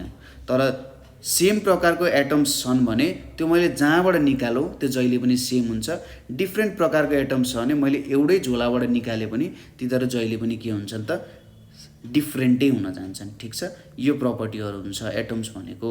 अब एटम्सलाई पनि हामीले अझै डिभाइड गर्न सक्छौँ। एटम्सलाई डिभाइड गरेपछि, अणुलाई डिभाइड गरेपछि परमाणु आउँछ, परमाणु भन्छ त्यसलाई, अथवा इङ्ग्लिसमा सब एटोमिक पार्टिकल्स भनेर भनिन्छ। ठिक छ, परमाणु अथवा सब एटोमिक पार्टिकल्स भनेर भनिन्छ। र त्यसमा तीनवटा सब एटोमिक पार्टिकल्स हुन्छ। एउटा हुन्छ प्रोटोन, अर्को हुन्छ इलेक्ट्रोन र अर्को हुन्छ न्युट्रोन। यो 3वटा सब एटोमिक पार्टिकल्सहरू चाहिँ प्रेजेन्ट हुन्छन्। अब यो 3वटा सब एटोमिक पार्टिकल्समा यो प्रोटोन र न्युट्रोन भन्ने जुन कुरा छ, प्रोटोनलाई पी ले डिनोट गरौँ, न्युट्रोनलाई एन ले डिनोट गरौँ, इलेक्ट्रोनलाई ई ले डिनोट गरौँ। यो प्रोटोन एन्ड न्युट्रोन चाहिँ के हुन्छ, सेन्टर अफ एटममा के हुन जान्छन् त, सेन्टर अफ एटममा प्रेजेन्ट हुन्छन्। र यो सेन्टर अफ एटमलाई हामी के भन्छौँ, न्युक्लियस भनेर भन्छौँ। ठिक छ, यसलाई हामीले के भनिन्छ, न्युक्लियस भनेर भनिन्छ। र इलेक्ट्रोन्सहरू छ, इलेक्ट्रोन्स के गर्छन्, यिनीहरू अर्बिट अराउन्ड के त, न्युक्लियस। जसरी सूर्यको वरिपरि पृथ्वी घुम्छ त्यसै गरी इलेक्ट्रोन पनि न्युक्लियसको वरिपरि घुम्छ। सूर्य भनेको हाम्रो यहाँनिर के भयो त, प्रोटोन र न्युट्रोन चाहिँ हाम्रो सूर्य भयो र हाम्रो पृथ्वी भनेको इलेक्ट्रोन भयो। जस्तै यहाँनिर मैले यसरी एउटा लिएँ है त, ल यसमा यसो छ, यो हाम्रो न्युक्लियस भयो अरे सपोज। अब यो भित्र के हुन्छन्, यो भित्र सपोज मैले यहाँनिर यसरी के गरिरहेको छु, न्युट्रोनहरू भयो अरे यो। ठिक छ, यो न्युट्रोनहरू भयो। अनि यहाँभित्र अर्को के हुन्छ त, प्रोटोनहरू हुन्छ। ठिक छ, यो हाम्रो के हुन गयो त, प्रोटोनहरू हुन गयो। यिनीहरू सबै यो पर्पल रङ भनेको हाम्रो पोजिटिभ चार्ज भयो। अब यहाँनिर वरिपरि के घुम्न सक्छन् त, इलेक्ट्रोनहरू घुम्न सक्छन्। ठिक छ, यिनीहरूको वरिपरि चाहिँ के घुम्न सक्छन्, इलेक्ट्रोनहरू घुम्छन्। जस्तै यो भयो भने यहाँनिर एउटा मैले इलेक्ट्रोन लिएँ भने सपोज धेरै ठुलो हुनसक्छ। ल यो इलेक्ट्रोन चाहिँ के हुन्छ, यसको वरिपरि घुम्छ। ठिक छ, यहाँनिर जुन इलेक्ट्रोन लिएँ मैले, यो इलेक्ट्रोन चाहिँ के हुन्छ त, यसको वरिपरि घुम्छ। जस्तै यसरी यसको वरिपरि घुम्छ क्या, जसरी पृथ्वी चाहिँ सूर्यको वरिपरि घुम्छ त्यसै गरी यो इलेक्ट्रोन पनि के हुन्छ, यो न्युक्लियसको वरिपरि नै घुम्न जान्छ। ठिक छ, यो हाम्रो न्युक्लियसको स्ट्रक्चर भयो। कुरा बुझियो? ल यो कुराहरू बुझियो होला। अब एउटा हाइड्रोजन एटममा एउटा मात्रै प्रोटोन हुन्छ। ठिक छ, जस्तै हामीले हाइड्रोजन एटम भन्छौँ नि, हाइड्रोजन एटममा के हुन्छ भने एउटा प्रोटोन हुन्छ एन्ड एउटा इलेक्ट्रोन हुन्छ। यसमा एउटा पनि न्युट्रोन हुँदैन। ठिक छ, हाइड्रोजन एटममा एउटा प्रोटोन र एउटा इलेक्ट्रोन हुन जान्छ। ठिक छ, यसरी बुझ्न सक्यो।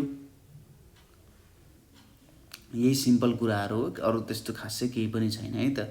यो घुम्ने जुन बाटो छ यसलाई अर्बिटै भनेर भनिन्छ। यो हाम्रो इलेक्ट्रोन भयो, यहाँनिर हाम्रो प्रोटोन र न्युट्रोन छ। एज अ होल यसलाई न्युक्लियस भनेर भनिन्छ। ठिक छ, के भनिन्छ, न्युक्लियस भनिन्छ। अर्बिट भनेको यिनीहरू घुम्ने ठाउँ, यहाँनिर के भयो, अर्को इलेक्ट्रोन हुने भयो। अब हामी यसको केही डिस्क्रिप्सन हेरौँ। जस्तै इलेक्ट्रोन भयो, इलेक्ट्रोन भनेको के हो, हाम्रो नेगेटिभली चार्ज पार्टिकल हो, नेगेटिभली चार्ज्ड पार्टिकल हो। ठिक छ, नेगेटिभली चार्ज पार्टिकल। यसको मास एकदमै कम हुन्छ। ठिक छ, एकदमै कम हुन्छ। कति कम हुन्छ त भन्दा 1/1837 टाइम्स अफ अ प्रोटोन। यति थोरै कम हुन्छ क्या, यतिले चाहिँ कम बनाएर हुन्छ। र यो रिभल्भ्स अराउन्ड द न्युक्लियस भन्ने भयो। यहाँनिर हाम्रो रिभल्भ्स अराउन्ड द न्युक्लियस भयो। त्यसपछि नेक्स्ट भनेको के छ त, हाम्रो प्रोटोन छ है। प्रोटोन भनेको के भयो त, पोजिटिभली चार्ज्ड पार्टिकल भयो। पोजिटिभली चार्ज्ड पार्टिकल भयो, यसमा पोजिटिभ चार्ज हुने रहेछ। र यसको मास त हामीलाई थाहा भइहाल्यो, लोकेटेड इन न्युक्लियस। ठिक छ, लोकेटेड इन न्युक्लियस। र यसलाई लेख्दाखेरि हामीले यसरी P+ भनेर लेख्छौँ, इलेक्ट्रोनलाई हामीले E- भनेर लेख्छौँ है त। ठिक छ, त्यसपछि आउँछ पालो हाम्रो न्युट्रोनको।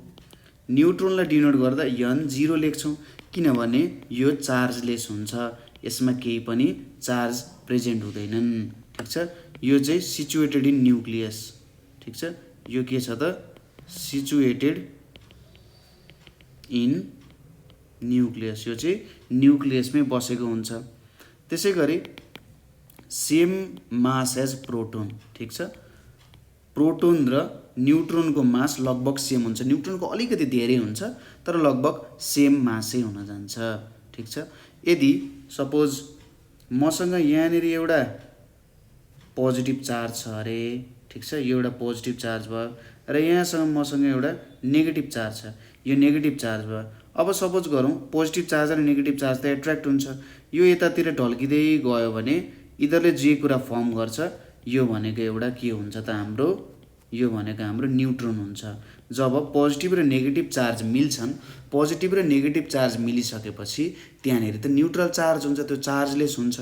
त्यही भएर न्युट्रोनको मास थोरै, अलिकति धेरै, थोरै मात्रामा मात्रै प्रोटोनभन्दा धेरै हुन्छ। ठिक छ, कुरा बुझ्यो। अब कुनै पनि एटम इलेक्ट्रिकल्ली न्युट्रल हुन्छ है, कुनै पनि एटम इलेक्ट्रिकल्ली न्युट्रल हुन्छ। इलेक्ट्रिकल्ली न्युट्रल भनेको कस्तो भन्दा त्यहाँनिर चार्ज हुँदैन भन्न खोजे हो। चार्ज त हुन्छ तर चार्जले एकअर्कालाई क्यान्सल गर्छन्। कसरी क्यान्सल गर्छन् भन्दा number of protons equals to number of electrons हुन्छ। ठिक छ, कुनै पनि एटममा नम्बर अफ प्रोटोन्स र नम्बर अफ इलेक्ट्रोन्स चाहिँ इक्वल भएको कारण त्यो इलेक्ट्रिकल्ली न्युट्रल हुन्छ। कुरा बुझ्यो इलेक्ट्रिकल्ली न्युट्रल कसरी हुन्छ भनेर। किनभने पोजिटिभ चार्ज जतिवटा छ त्यतिवटै नेगेटिभ चार्ज भयो भने त पोजिटिभ र नेगेटिभले एकअर्कालाई क्यान्सल गर्छन्, त्यही भएर त्यो इलेक्ट्रिकल्ली न्युट्रल हुने भयो। यो सिम्पल कुराहरू भयो हाम्रो एटम सम्बन्धी। अब हामी हेर्न गइरहेछौँ एटोमिक नम्बर। के रहेछ त्यो एटोमिक नम्बर? यसलाई हामी जेनरली जेडले डिनोट गर्छौँ। एटोमिक नम्बर भनेको चाहिँ के हो त? Number of positive charge present in the nucleus.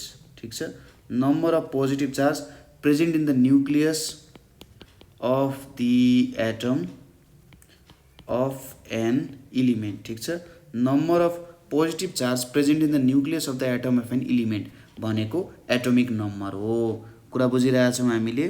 त्यसैले एटोमिक नम्बर भनेको चाहिँ जेनरली एटोमिक नम्बर लेखेँ मैले equals to number of protons हुन्छ।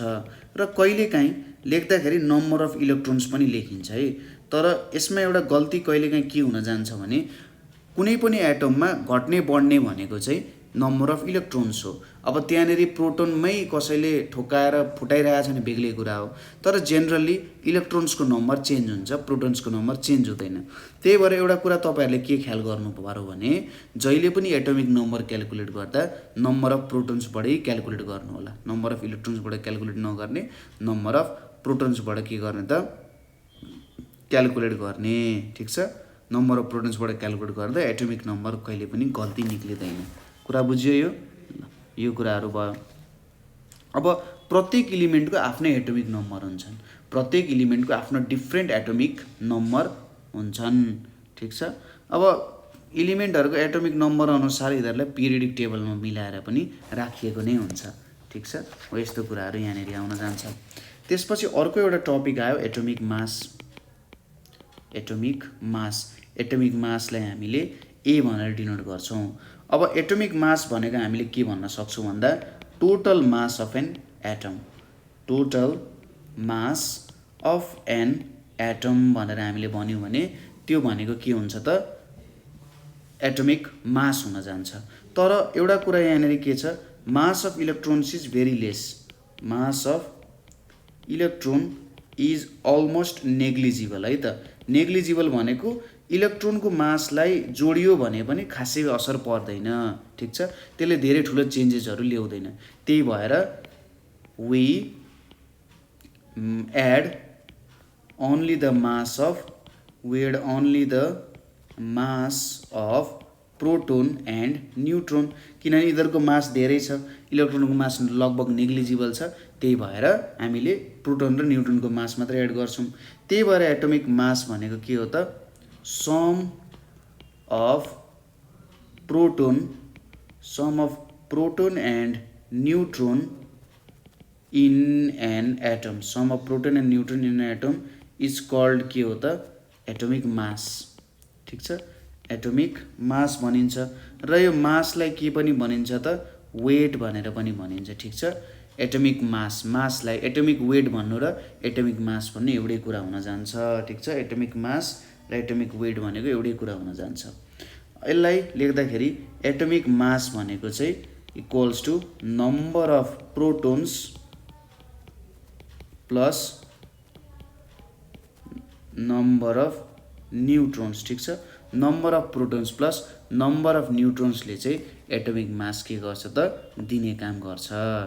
ठीक छ, यति कुराहरू बुझियो। ल, यति कुराहरू बुझियो। अब हामीले के भन्यौँ त भन्दा अघि जतिवटा प्रोटोन छ त्यतिवटै के हुन्छ त इलेक्ट्रोनहरू हुन्छ। ठीक छ, जतिवटा प्रोटोन हुन्छ त्यतिवटै के हुन्छ इलेक्ट्रोनहरू हुन्छ। जति प्रोटोन त्यति इलेक्ट्रोन भनिसकेपछि त त्यो इलेक्ट्रोन त जसरी पृथ्वी प्लानेट्सहरू त सन वरिपरि घुम्दाखेरि एउटा सर्टेन बाटोमा हिँडिरहेको हुन्छन् नि, होइन? सबै एउटै बाटोमा त हिँड्दैनन्, डिफ्रेन्ट डिफ्रेन्ट बाटोमा हिँडिरहेको हुन्छन्। हो, त्यसरी प्रोटोनको नम्बर जति छ इलेक्ट्रोनको नम्बर पनि त्यति नै हुन्छ यदि एटम इलेक्ट्रिकली न्युट्रल छ भने, होइन? अब त्यहाँबाट हामीले के बुझ्नु पर्यो भने, ठिक छ, त्यहाँबाट हामीले के कुरा चाहिँ बुझ्न सक्छौँ भने अब यो इलेक्ट्रोन्सहरूको पनि डिफ्रेन्ट एरेन्जमेन्ट्सहरू पक्कै पनि हुनुपर्छ। ठिक छ, इलेक्ट्रोन्सहरूको पनि डिफ्रेन्ट एरेन्जमेन्ट्सहरू हुनुपर्छ। अब यो इलेक्ट्रोन्सहरूको एरेन्जमेन्ट जुन हुन्छ, ठिक छ, इलेक्ट्रोन्सहरूको जुन एरेन्जमेन्ट हुन्छ हो यस्तोलाई पनि हामीले एक्सप्लेन गर्न सक्नुपर्ने हुन्छ। कुरा बुझियो? इलेक्ट्रोन्सको डिफ्रेन्ट प्रकारको एरेन्जमेन्ट्सहरू हुन्छ, हो त्यो एरेन्जमेन्ट्स हामीले हेर्न गइरहेछौँ। हामीले के देख्यौँ त प्रोटोन र न्युट्रोन भनेको चाहिँ केमा हुँदो रहेछ, न्युक्लियसमा हुँदो रहेछ। ठिक छ, र इलेक्ट्रोन्सहरू चाहिँ अर्बिट्समा घुम्छन्, होइन?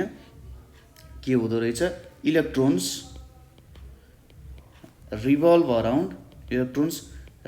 अराउन्ड अर्बिट्स, अथवा अर्बिट्सलाई हामी के पनि भन्छौँ, सेल्स पनि भनेर भन्छौँ। ठिक छ, अर्बिट्सलाई हामीले सेल्स भनेर पनि भन्न सक्छौँ।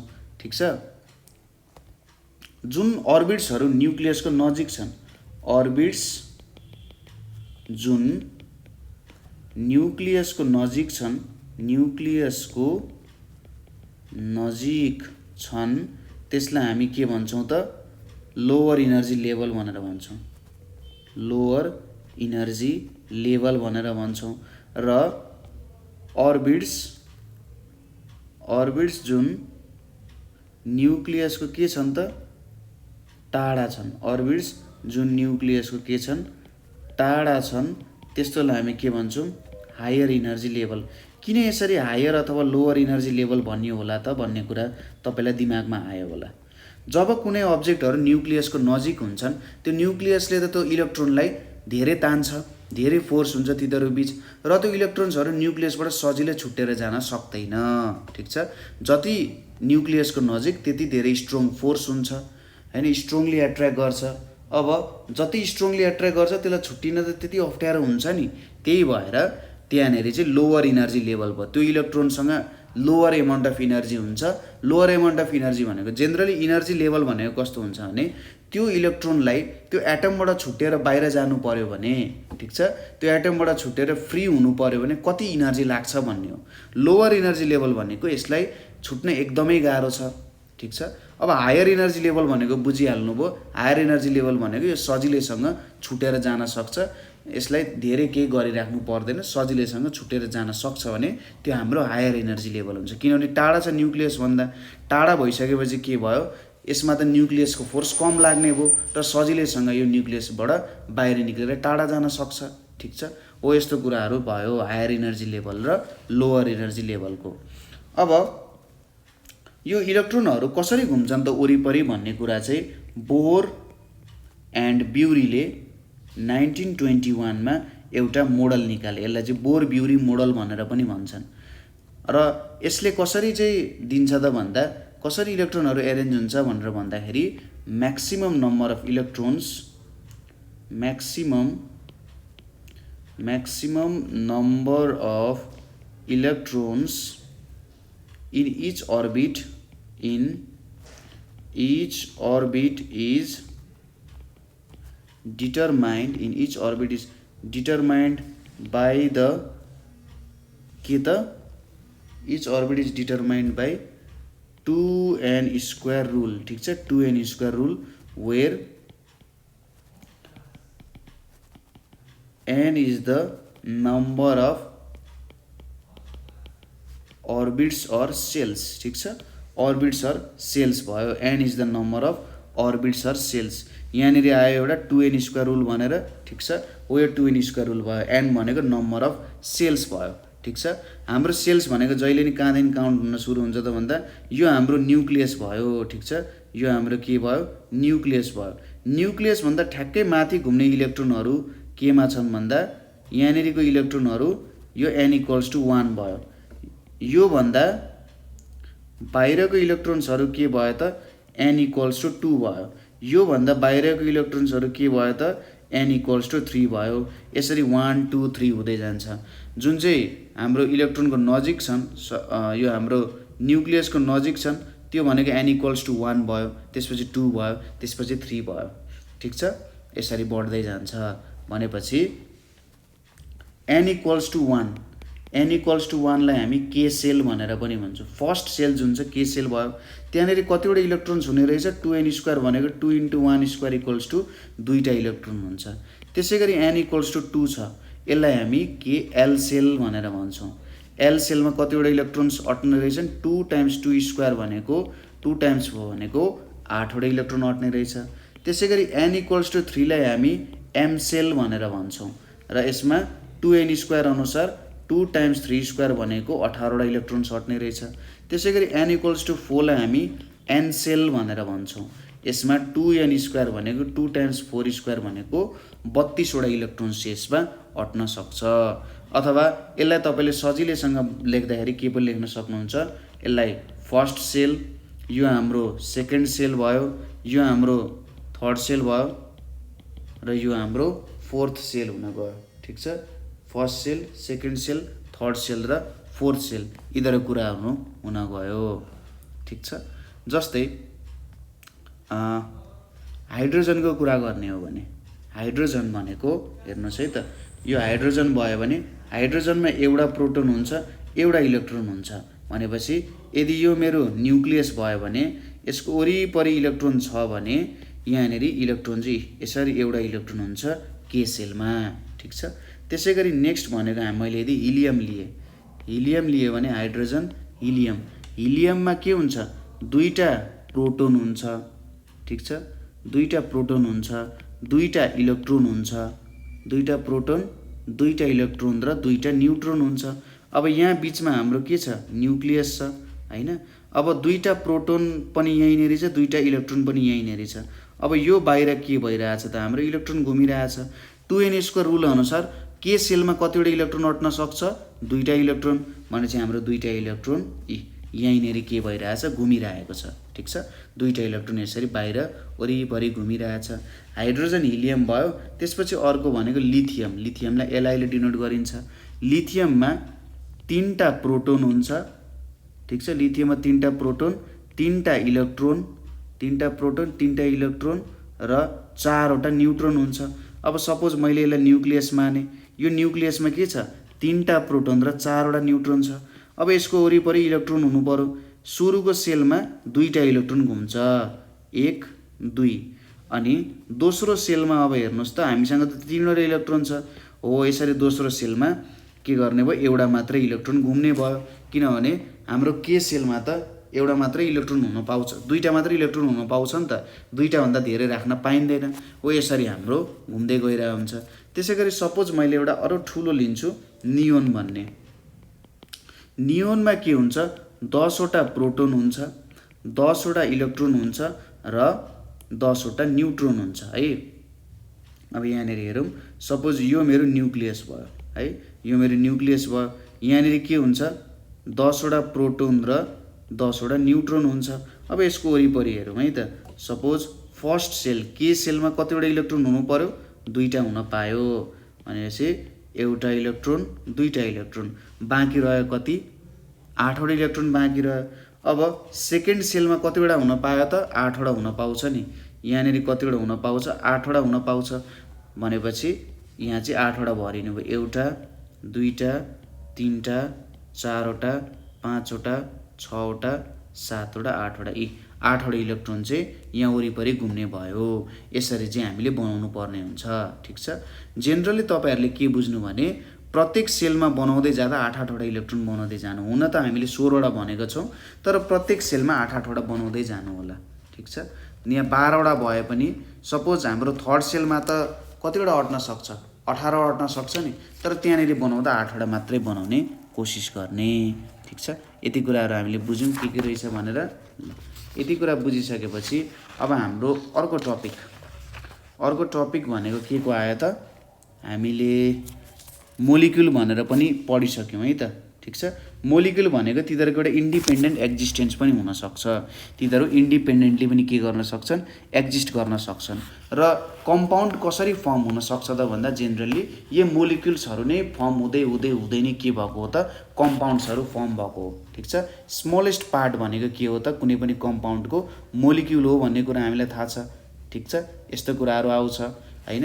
र जुन एटमहरूले मोलिक्युल बन्छ त्यो प्रपर्टी, त्यो एटमको प्रपर्टी र मोलिक्युलको प्रपर्टी बिल्कुलै भिन्नै हुन जान्छन्, तिनीहरूको केही पनि सेम हुँदैन।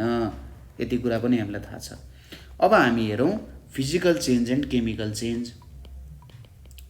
Physical change and chemical change भन्ने कुरा छ। ठिक छ, physical change and chemical change भन्ने कुरा हो है त यहाँ। अब के हो त यो फिजिकल चेन्ज भनेको के हो र केमिकल चेन्ज भनेको के हो, यो कुराहरू हामी स्टडी गरौँ है त सुरुमा। ल, फिजिकल चेन्ज भनेको चाहिँ कस्तो हो भन्दाखेरि हामीले आफ्नो डेली लाइफमा धेरै प्रकारको चेन्जहरू देख्छौँ होइन।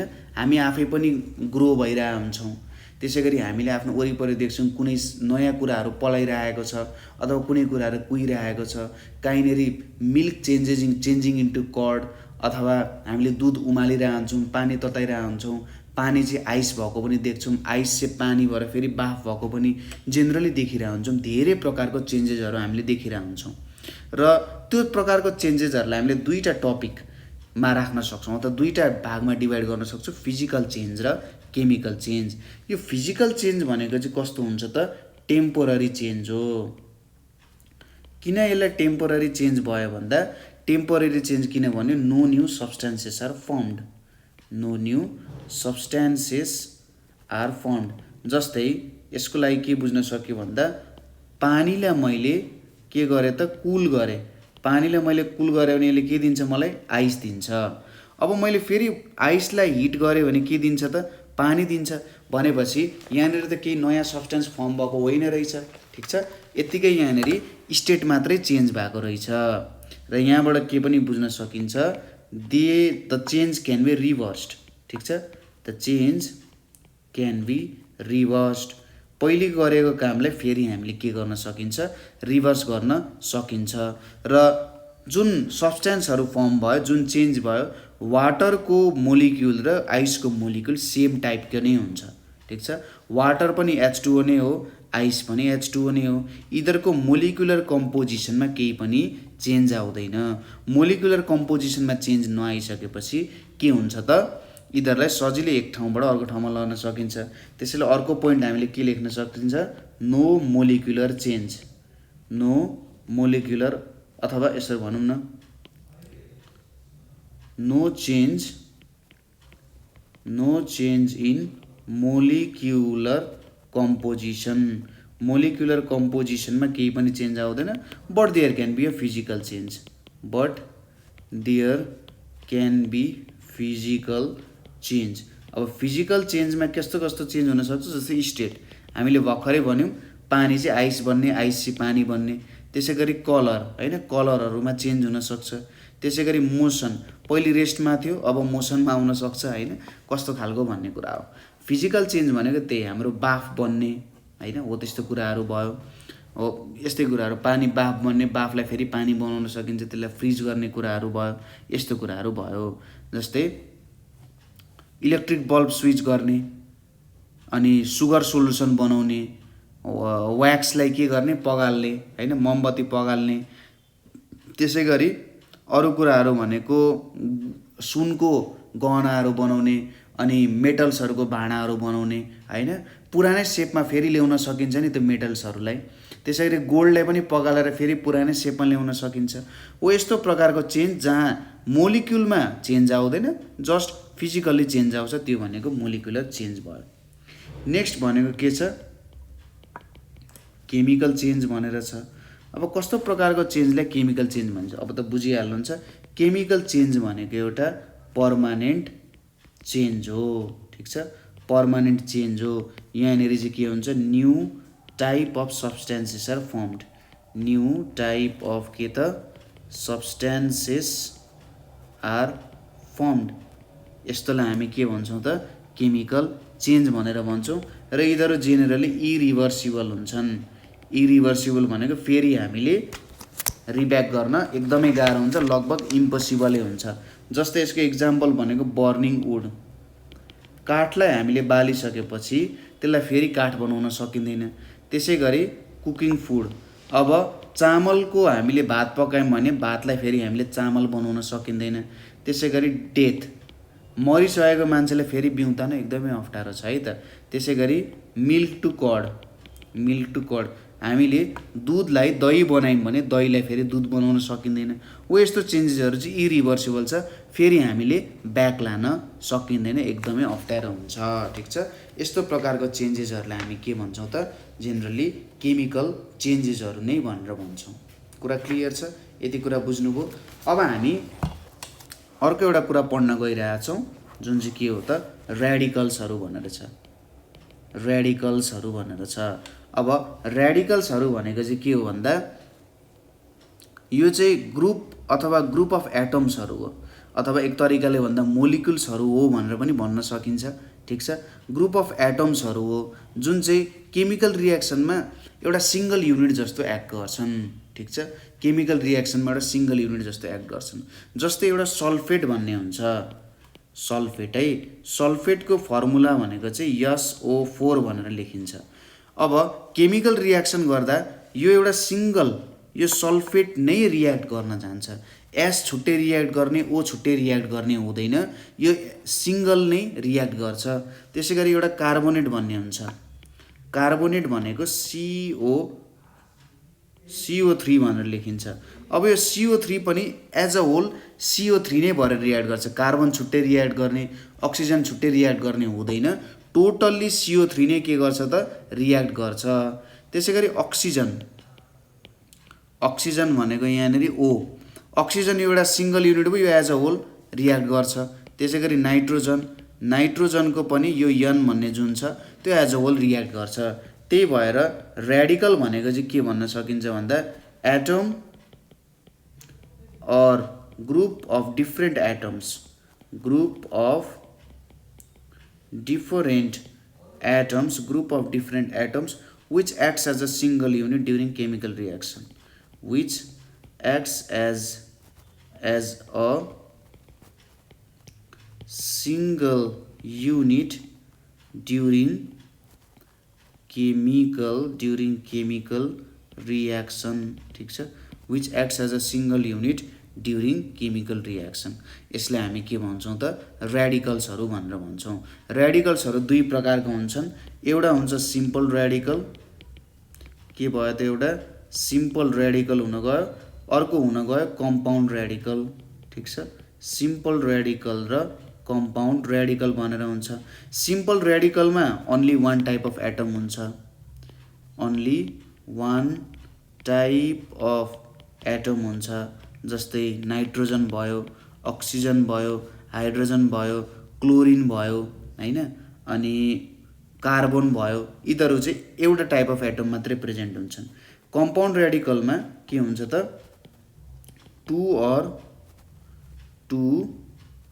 or more than two different atoms, ठिक छ, 2 or more than 2 different एटम्सहरू present छन् भने त्यो कम्पाउन्ड ऱ्याडिकल हुन्छ। जस्तै इक्जाम्पलको लागि हामीले के दिउँ त अघि, पेरोक्साइड भनेर भन्छ, O2 लाई पेरोक्साइड भनेर भन्छ, PEROXIDE, पेरोक्साइड भन्यो। अर्को हुन्छ कार्बोनेट, CO3 भनेर लेखाएको थियौँ, कार्बोनेट। अर्को हुन्छ नाइट्रेट, नाइट्रेट भनेको चाहिँ NO3 भनेर हुन्छ। त्यसै गरी अर्को हुन्छ सल्फेट, सल्फेट भनेको के हुन्छ, SO4 हुन जान्छ। यिनीहरू चाहिँ के भयो त, हाम्रो कम्पाउन्ड ऱ्याडिकल र सिम्पल ऱ्याडिकलहरू हुन गयो, ठिक छ।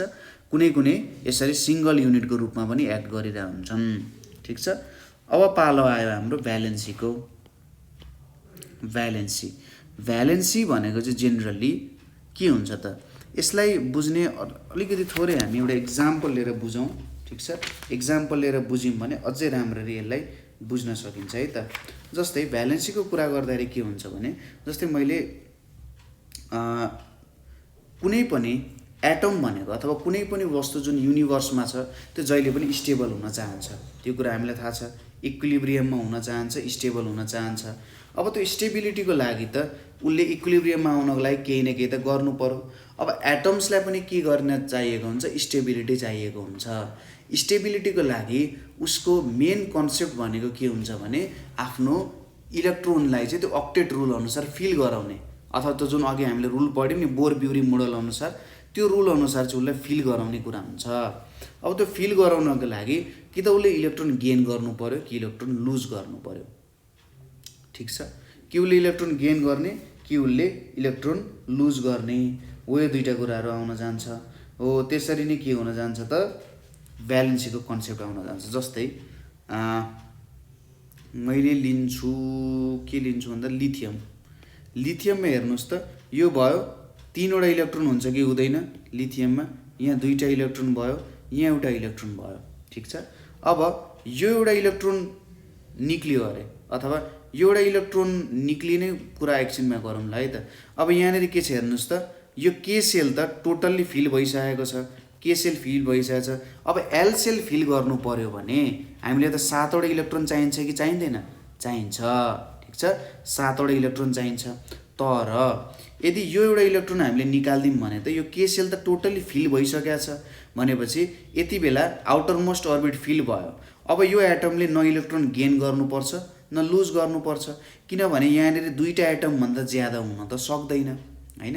2टा इलेक्ट्रोनभन्दा त ज्यादा हुन सक्दैन यो के सेलमा। अब यसले इलेक्ट्रोन गेन पनि गर्नु परेन, लुज पनि गर्नु परेन, यो आनन्दले बस्न सक्छ यो एउटा इलेक्ट्रोन लुज गर्यो भने। अथवा अर्को तरिका पनि छ, यसले चाहिँ 7वटा इलेक्ट्रोन गेन गर्नु पर्यो। तर 7वटा इलेक्ट्रोन गेन गर्न त धेरै गाह्रो हुन्छ नि एउटा इलेक्ट्रोन लुज गर्ने भन्दा। हो अब यो लिथियमको भ्यालेन्सी कति हुने गयो, 1 हुने भयो, ठिक छ। किन 1 हुने भयो त भन्दा यसलाई एउटा इलेक्ट्रोन लुज गर्न चाहिँ सजिलो हुने भयो 7वटा इलेक्ट्रोन गेन गर्ने भन्दा। 7वटा इलेक्ट्रोन गेन गर्यो भने पनि यहाँ 8वटा इलेक्ट्रोन भएपछि स्टेबल हुन्छ, तर 7वटा इलेक्ट्रोन गेन गर्न त साह्रै अप्ठ्यारो हुन्छ। त्यही भएर यसले एउटा यो इलेक्ट्रोन लुज गरिदिन्छ। यसलाई नि के भनिन्छ त भ्यालेन्सी भनेर भनिन्छ, कम्बाइनिङ क्यापासिटी भनेर पनि भनिन्छ। एउटा एटम अर्को एटमसँग कसरी कम्बाइन हुन्छ अथवा कति छिटो कम्बाइन हुन सक्छ भन्नु नै के हो त भ्यालेन्सी हो, ठिक छ। त्यसैले भ्यालेन्सी भनेको चाहिँ कम्बाइनिङ क्यापासिटी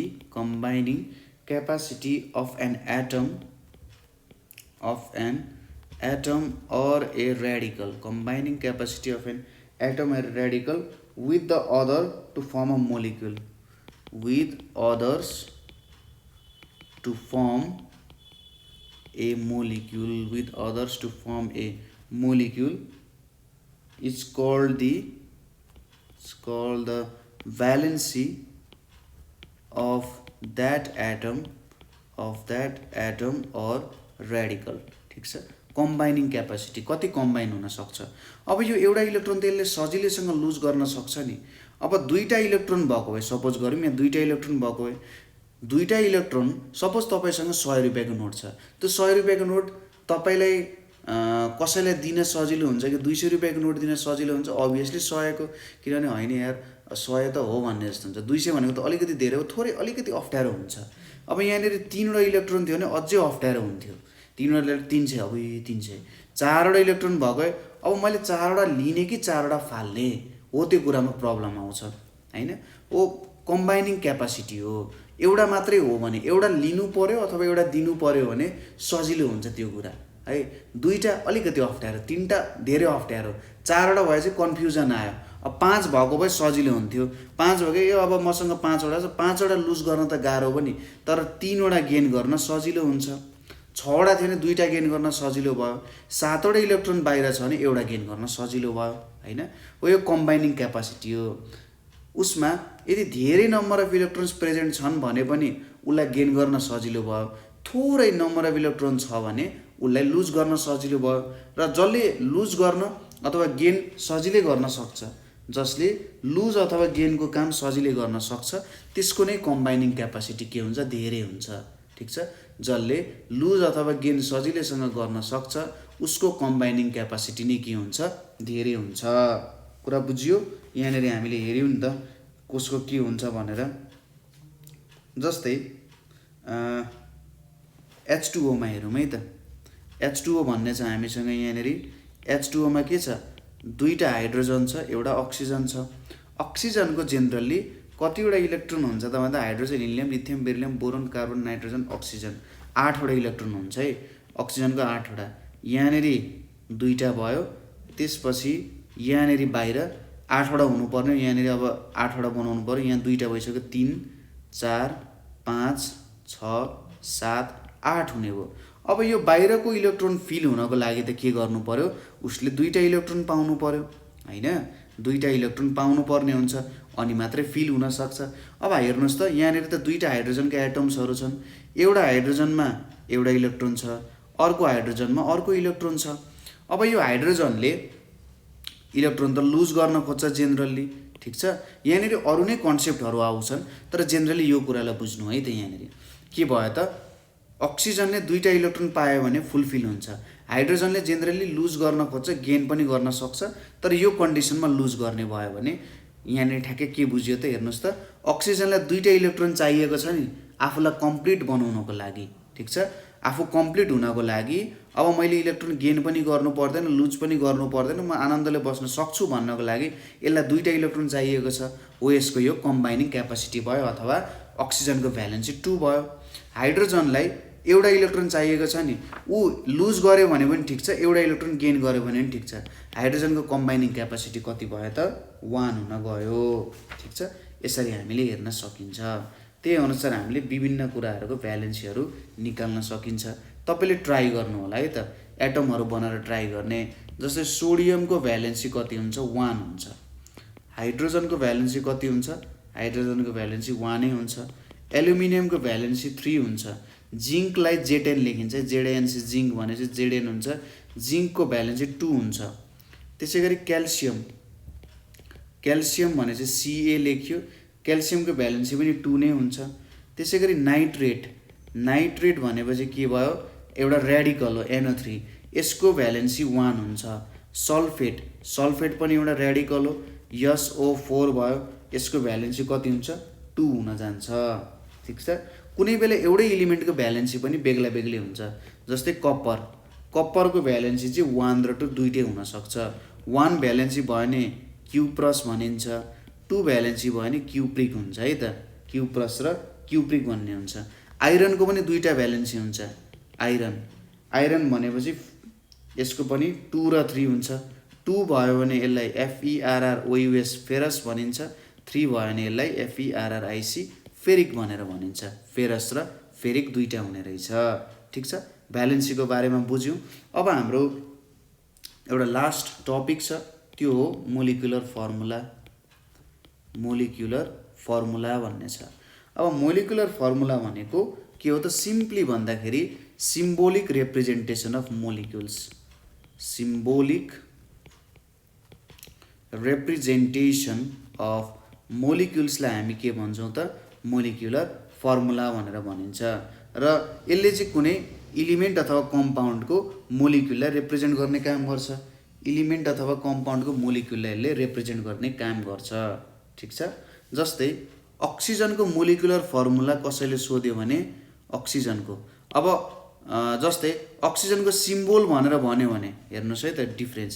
अक्सिजनको सिम्बोल भन्यो भने के हुन्छ, O हुन्छ। तर मोलिकुलर फर्मुला मैले MF लेखेँ है त मोलिकुलर फर्मुलाको लागि। मोलिक्युल भनेको के हुन्छ भने उसको इन्डिपेन्डेन्ट एक्जिस्टेन्स हुन्छ। हामीले अगाडि पढ्यौँ मोलिक्युलको इन्डिपेन्डेन्ट एक्जिस्ट हुनसक्छ। यसको मतलब एउटा मोलिक्युल पनि आनन्दले बस्न सक्छ, ठिक छ। एउटा मोलिक्युल पनि आनन्दले बस्न सक्छ भन्नुको मतलब हामीले के लेख्नु पर्यो, मोलिकुलर फर्मुला भनेको O2 हुन जान्छ। किनभने यो O2 त इन्डिपेन्डेन्ट एक्जिस्ट हुनसक्छ, ठिक छ। O2 इन्डिपेन्डेन्टली एक्जिस्ट गर्न सक्छ।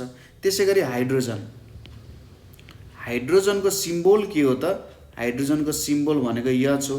तर यसको मोलिकुलर फर्मुला, अब हाइड्रोजनलाई इन्डिपेन्डेन्ट एक्जिस्ट गर्नु पर्यो भने यो चाहिँ H2 को फर्म, दुईटा हाइड्रोजन मिलेर जोइन भएर बस्न सक्छ। त्यसै गरी वाटरको मोलिकुलर फर्मुला कसैले सोध्यो भने के हुन्छ, H2O हुन जान्छ। ठिक छ। कार्बन डाइअक्साइडको सोध्यो भने कार्बन डाइअक्साइडको मोलिकुलर फर्मुला भनेको के हुन जान्छ? CO2 हुन जान्छ। अब हामीसँग यहाँनेरि मोलिकुलर फर्मुला लेख्ने तरिकाहरू छ। ठिक छ। मोलिकुलर फर्मुला लेख्ने तरिका छ। कसरी लेख्न सकिन्छ त मोलिकुलर फर्मुला? सुरुमा के लेख्ने? पहिलो स्टेपमा सिम्बल एन्ड देयर भ्यालेन्सी लेख्ने। ठिक छ। सिम्बल एन्ड देयर भ्यालेन्सी जस्तै के हुन सक्छ? एउटा एल्युमिनियम कार्बोनेट भन्ने इलिमेन्ट छ। एल्युमिनियम अनि कार्बोनेट भन्ने इलिमेन्ट छ। अब एल्युमिनियम कार्बोनेट छ भने एल्युमिनियम भनेको एउटा सिम्पल इलिमेन्ट भयो, कार्बोनेट भनेको एउटा रेडिकल हो। सुरुमा त्यसलाई लेख्ने, एल्युमिनियममा Al लेख्ने, कार्बोनेट भनेको CO3 भनेर लेख्ने। ठिक छ। एल्युमिनियम भयो, कार्बोनेट भयो। अब एल्युमिनियमको भ्यालेन्सी भनेको 3 हुन्छ र कार्बोनेटको भ्यालेन्सी भनेको 2 हुन्छ। सिम्बल लेखियो, त्यसपछि भ्यालेन्सी लेखियो। ठिक छ।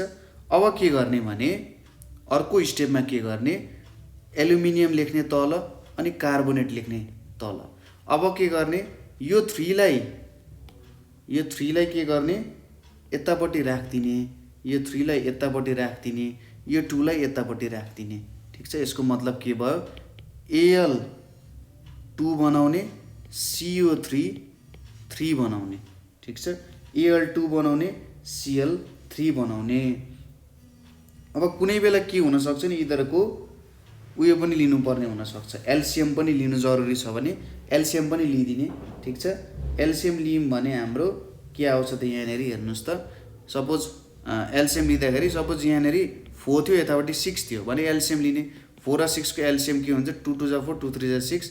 यहाँनेरि कति आउँथ्यो त? 2 2 भनेको यहाँनेरि 12 जस्तो आउँथ्यो। जो यसरी बुझ्न सकिन्छ। जस्ट के गर्ने? सिम्पली हाम्रो यहाँनेरि 3 छ, यतापट्टि 3 आयो। यो के हुन गयो त? हाम्रो Al2CO3 3 हुन गयो है। सपोज यहाँनेरि सपोज गरौँ हाम्रो Al4CO3 6 आएको भए यसलाई के लेख्न सक्नुहुन्छ तपाईँले? Al2CO3 3 भनेर लेख्न सक्नुहुन्थ्यो है। यसरी तपाईँहरूले यसको कमनलाई चाहिँ काट्न सक्नुहुन्छ। जस्तै वाटरको हेरौँ। वाटरमा के हुन्छ? यतापट्टि हाइड्रोजन हुन्छ, यतापट्टि अक्सिजन हुन्छ। वाटर भयो। हाइड्रोजनको भ्यालेन्सी 1 हुन्छ, अक्सिजनको भ्यालेन्सी 2 हुन्छ। यतापट्टि हाइड्रोजन छ, यतापट्टि अक्सिजन छ।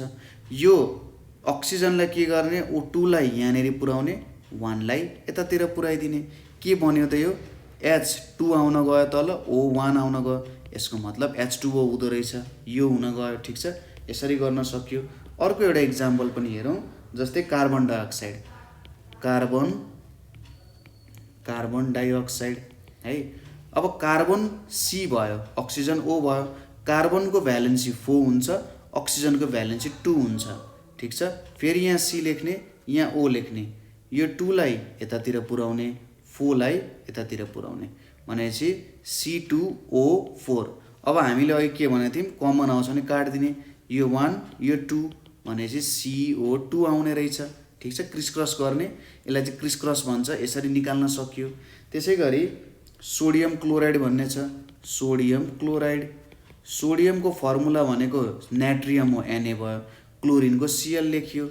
सोडियमको 1 भयो, क्लोरिनको 1 भयो। यतापट्टि तपाईँले Na लेख्ने, यतापट्टि Cl लेख्ने। अब 1 यतापट्टि गयो, 1 यतापट्टि गयो, केही फरक परेन, NaCl पर्न गयो। ठिक छ। अर्को छ क्याल्सियम हाइड्रोक्साइड। के छ त? क्याल्सियम हाइड्रोक्साइड भनेर छ। अब क्याल्सियमको Ca हुन्छ, हाइड्रोक्साइडको OH हुन्छ। क्याल्सियमको भ्यालेन्सी 2 हुन्छ, हाइड्रोक्साइडको भ्यालेन्सी एज अ होल 1 हुन्छ। अब तल तपाईँले Ca लेख्ने, यतापट्टि OH भनेर लेख्ने। अब यो 1 लाई यतातिर पुर्याउने, 2 लाई यतापट्टि पुर्याउने। के आयो? Ca1 OH2। कमन केही आउँछ? आउँदैन भनेपछि CaOH होल ट्वाइस हुने भयो। यसरी हामीले चाहिँ निकाल्न सक्ने भयौँ। ठिक छ। ल, हाम्रो च्याप्टर जुन छ यहीँनेरि सकिन जान्छ, इलिमेन्ट्स एन्ड कम्पाउन्ड्सको च्याप्टर। यहाँसम्म तपाईँहरूलाई केही प्रब्लम भयो अथवा तपाईँहरूले बुझ्नु भएन भने हामीलाई कल गर्न सक्नुहुन्छ 984952 9589 मा यो नम्बरमा व्हाट्सएप पठाउन सक्नुहुन्छ, भाइबर पठाउन सक्नुहुन्छ हैन। अथवा तपाईहरुले हामीलाई नेपाल अनलाइन स्कुल.org मा पनि के गर्न सक्नुहुन्छ, मेसेज गर्न सक्नुहुन्छ। यसको एक्सरसाइजहरु तपाईहरुले प्र्याक्टिस गर्नु होला। एक्सरसाइज प्र्याक्टिस गर्दा कुनै ठाउँमा तपाईलाई प्रब्लम भयो, बुझ्नु भएन भने हामीलाई कमेन्ट गर्न सक्नुहुन्छ है, ठीक छ। हामी तपाईलाई सक्दो हेल्प गर्छौं। ल आजको लागि यति नै। Thank you for watching.